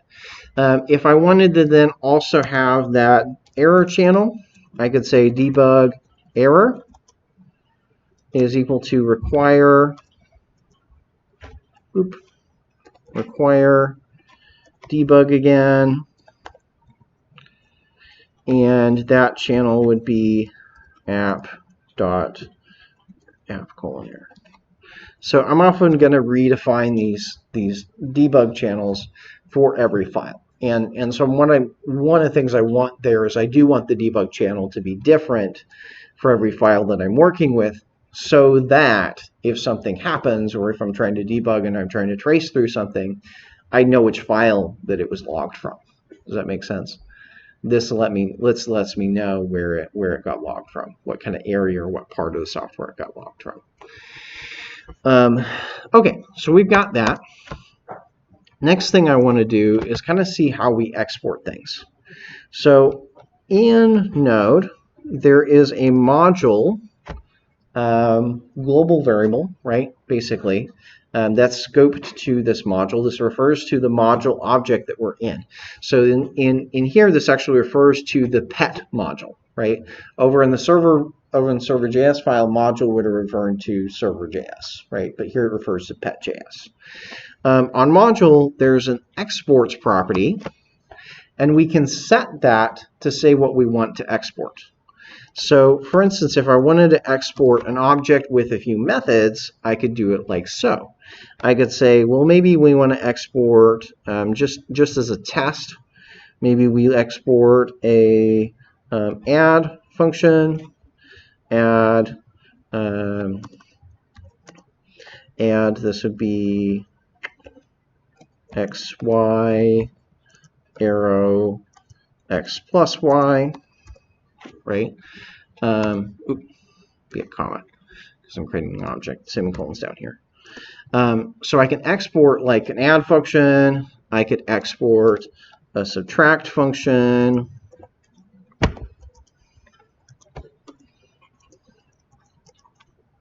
x minus y. So this kind of gives, the point is that it gives us a way to kind of break logic out. So let's say I've got this, right? So I'm exporting an add function, I'm exporting a subtract function. This is not going to be too interesting because it's not really where I'm going. But I can bring that in. So let's go back to our server, right? And let's say I want to bring that logic in. For the moment, I'm going to be at the bottom of the file. I'm going to say const pet pet API, where I say this equals require.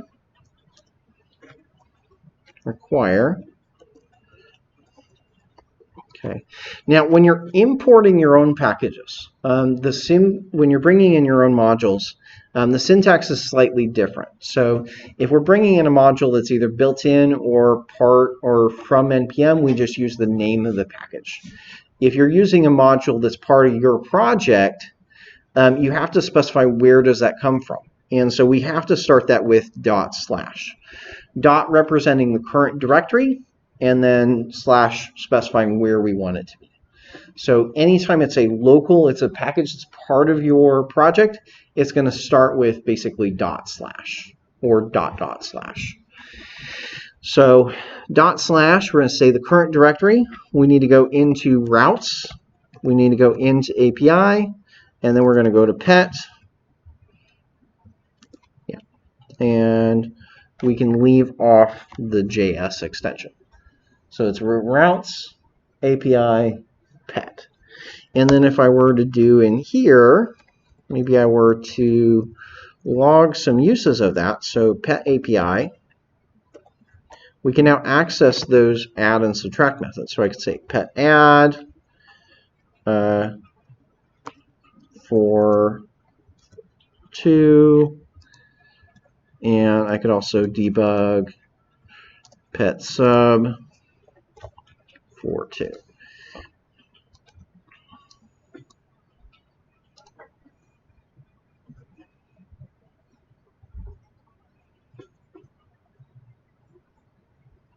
There we go. Okay.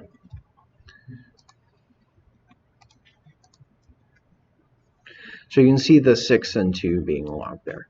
So I can have separate modules like this, right, and just require them in, and then use any of the data that's there. Does that make sense? I can have separate modules with functions and properties and whatever data they need to have. Cool? Everybody with me there? So that's all great and good. But notice that when we have my code here, right, I'm defining a bunch of these routes, right? I wanted to be able to find those routes over there. And unfortunately, basically to define the routes, I need access to this application, right? Basically, I don't want to give that access to the application. I want to build these completely separate, these routes as being completely separate.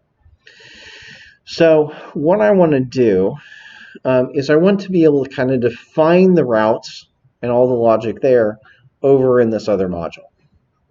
Okay, I'm going to be able to find the routes over in this other module. So that includes taking things like, I need to have the data. I need to take the data, the pets array, and that's going to be here. Right, so I need to bring that over. And conceptually, I want to be able to define all the routes over here. That's my goal, right? So I want to have the data defined here, the array of data, and I also want to have my individual routes and define them over in this file instead. So Express includes something called a router, and we can use that to break our code up. So up at the top, I'm going to bring in Express, kind of like we've done before. So Express require Express. So it's kind of similar to the top of how that first server.js worked. We brought in debug, we brought in Express, and now I want to create a router. So create. Maybe I'll do that after the data of the array. So we're going to create a router.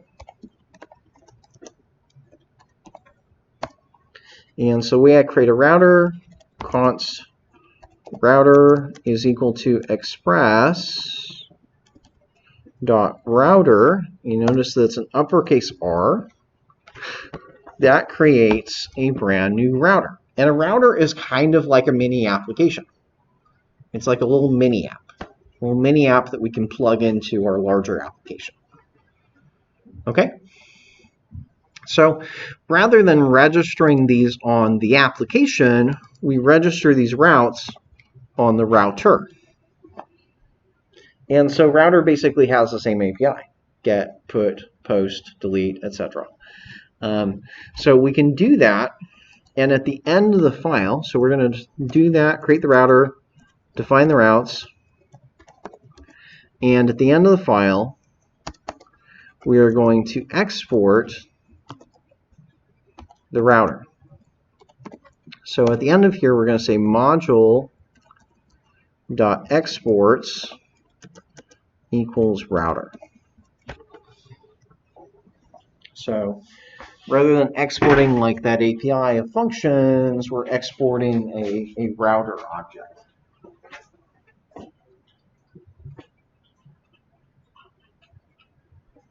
So what this means is it's kind of a self-contained little application. Okay. So I need to finish the migration. I need to take all of the routes from server.js and move them over here to where we've defined the routes. Okay. So I'm going to take all this code here.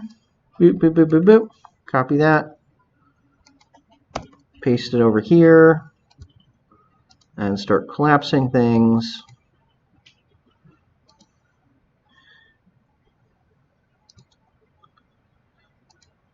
And the one change here is that instead of writing app, I'm writing router. So router.get, router.put, router.put, router.delete.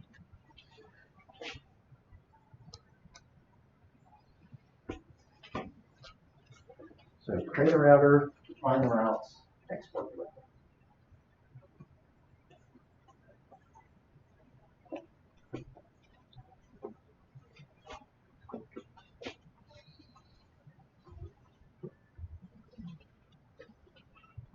So did you delete all the routes and stuff on your server? I haven't yet, but yes, you're free to go do that. Delete all the routes on the server. Once you've brought this code over, you can delete everything on the server. At least all the routes on the server. In array too, right? In the array too. Yeah. So this will go away. Keep kind of the spot for defining the routes. But back in server.js, it's going to kind of look like that. I need to get rid of this part. If you added this part in that I did for testing down at the bottom for bringing in the routes API, the Fed API, go ahead and ditch that. So your server.js should just look like this, and your pet.js should look like that.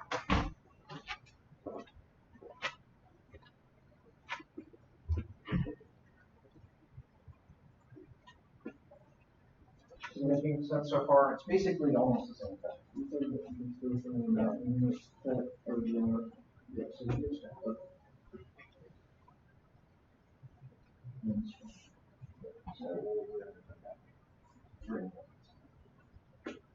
So right now, if we've done that migration, we won't actually be able to get to any of those routes yet because we haven't kind of installed this route yet.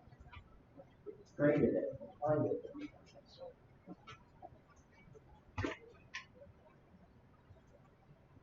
So that means the work is on. Oh, no, I'm going on this. So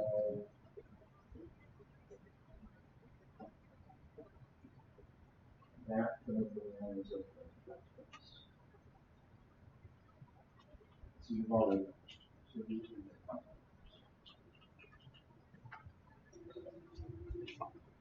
So here, click on those routes, bring them over.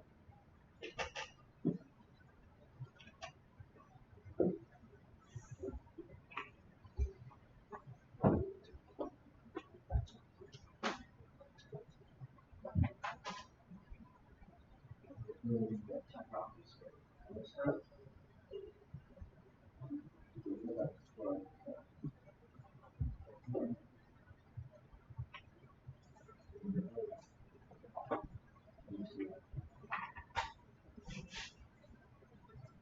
So the bottom of the file, remember, kind of non-file exports.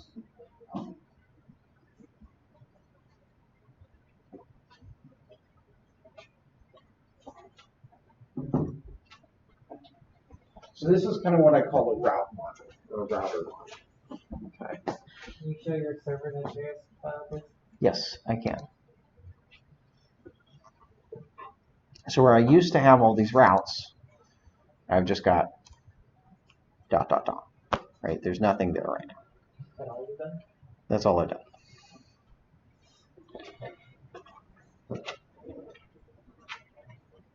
That's it. Okay.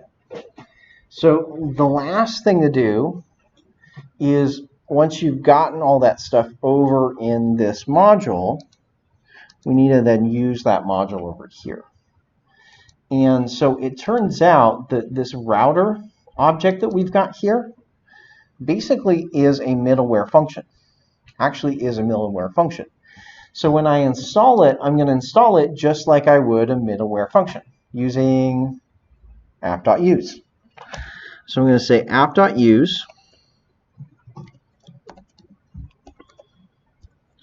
and we're going to require this module from the other file.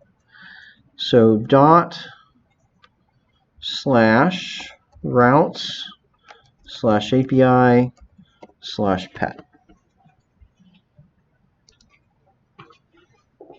So we're going to take, this is going to take all of those routes we've defined on the other file and now install that into the larger server. So I can write an API completely for a thing, a collection or whatever, and just install it over here with one line.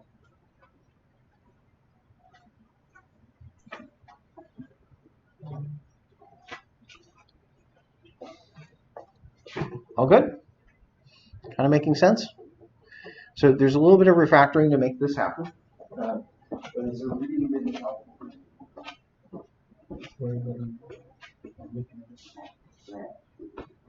Yeah, there's a bunch of things. Let's fix this afterwards because we're missing. So all the on the screen, we'll fix it up. Behind on that. So that's the kind of the way that we bring that in. Now let's check it in Postman just to see this is working. So if I hit API pet send, it's back to operating. Right? So we can see that that's working. Another thing that we commonly do with this, one other refactoring we do, and this is not a strictly mandatory thing. The way I'm mounting it right now, I'm mounting this router to the root. But it turns out all of these routes, you notice that they all start with API pet. You see that there? I'd rather not repeat that oftentimes. Generally, I don't want to repeat that API pet first at the beginning. That's a give and take. You know, you can build your modules this way, but oftentimes I want to shorten that a bit. So I want to bring it down and just remove all the instances of API pet here. So this is over in pet.js.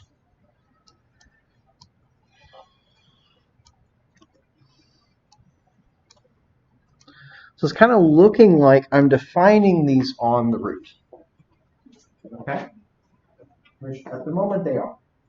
Right? So this, the route to this one now is /list, /pet ID, /name, /pet ID, /pet ID. Much shorter routes. You'll have to recognize that your browser, right, we still want the browser to go to the full route, the API pet, pet ID, etc. route. But oftentimes we want to shorthand it this way. Everybody with me so far? Again, this is an optional sort of thing. Now, there's one more thing I have to do if I'm going to shorten it this way. I have to go back to server.js and I have to give it a what we call a mount point. And so the mount point now is /API/pet. So it's mounting that router at API pet. So basically that means everything will still be available at the API pet list route, etc. Okay?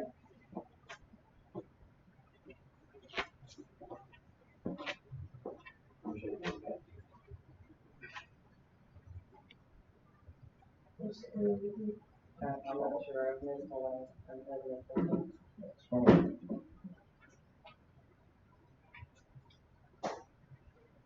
This says Express is not fine. And the function at GS line. And so you're missing the kind of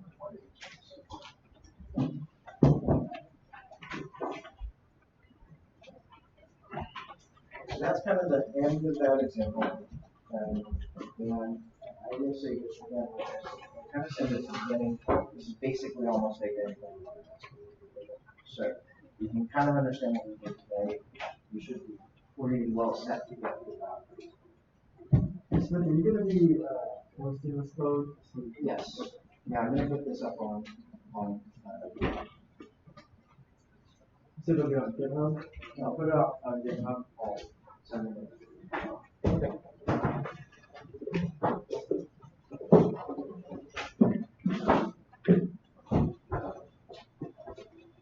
That's what application. I'm missing a couple things. Oh, okay. Last question. I think I forgot.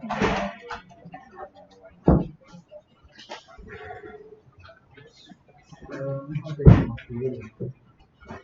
Sales page. You say I have to do- You have a question mark. So do definitely need that. No ideas on yeah. So go back to you see that there's kind of the stack trace in here should be. But basically That's not what it is. Yeah, yeah. Well we need this over and we need that The one. odds that you can ask me about Cybers, and then Cybers on that from the last person. Which I think I forgot to bring that up. Remember, we talked about Cybers.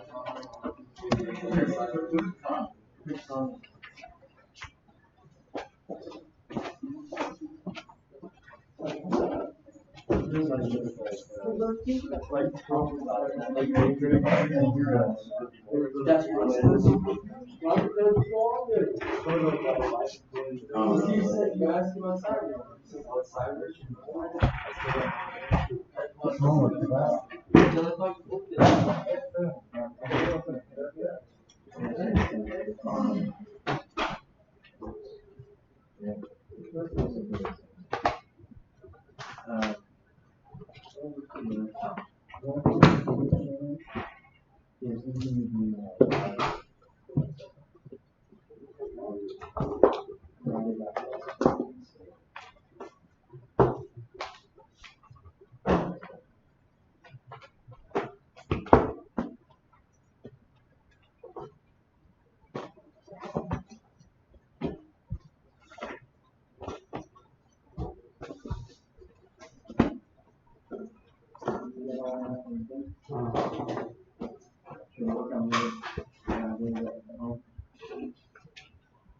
Wait, what did you say?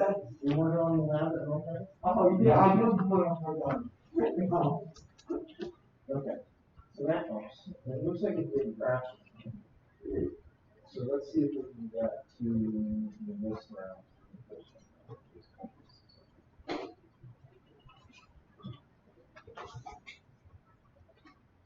Okay.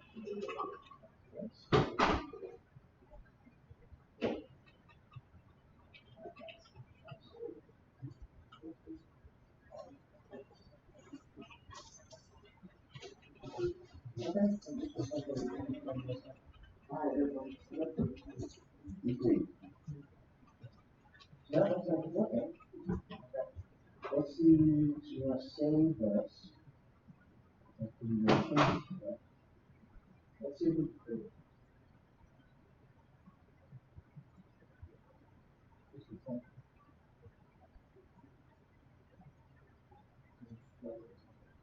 So one idea is up front, that's one thing to do that. So if you scroll up to the top of server desk, this on, and off, and then on it.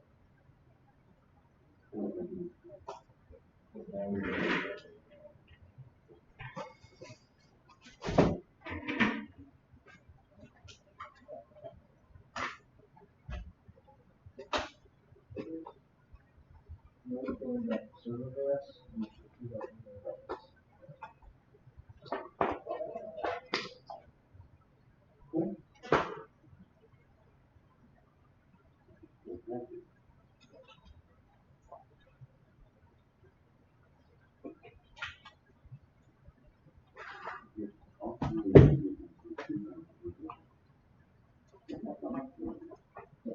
What must go over the server desk? And remove all the those things.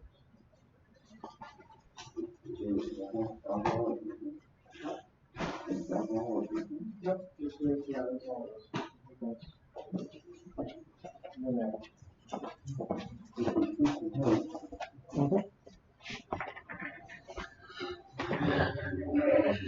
Did you get those issues sorted out? Yeah.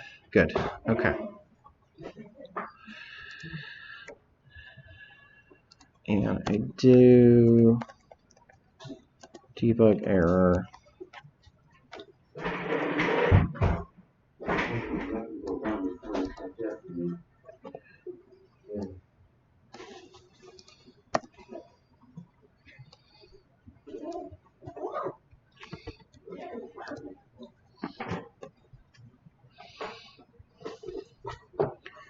Okay, so let's see.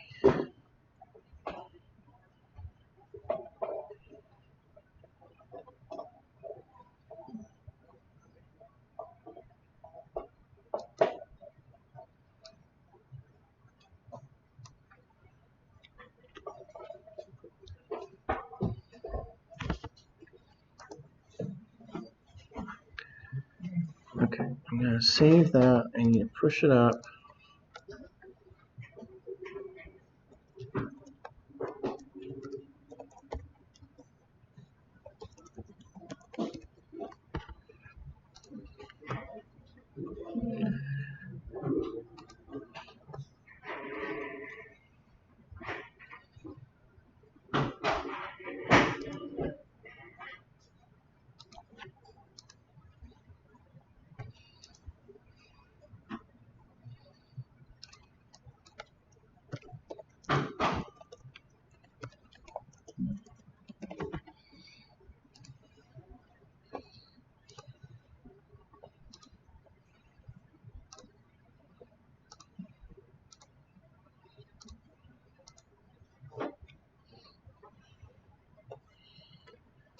Okay.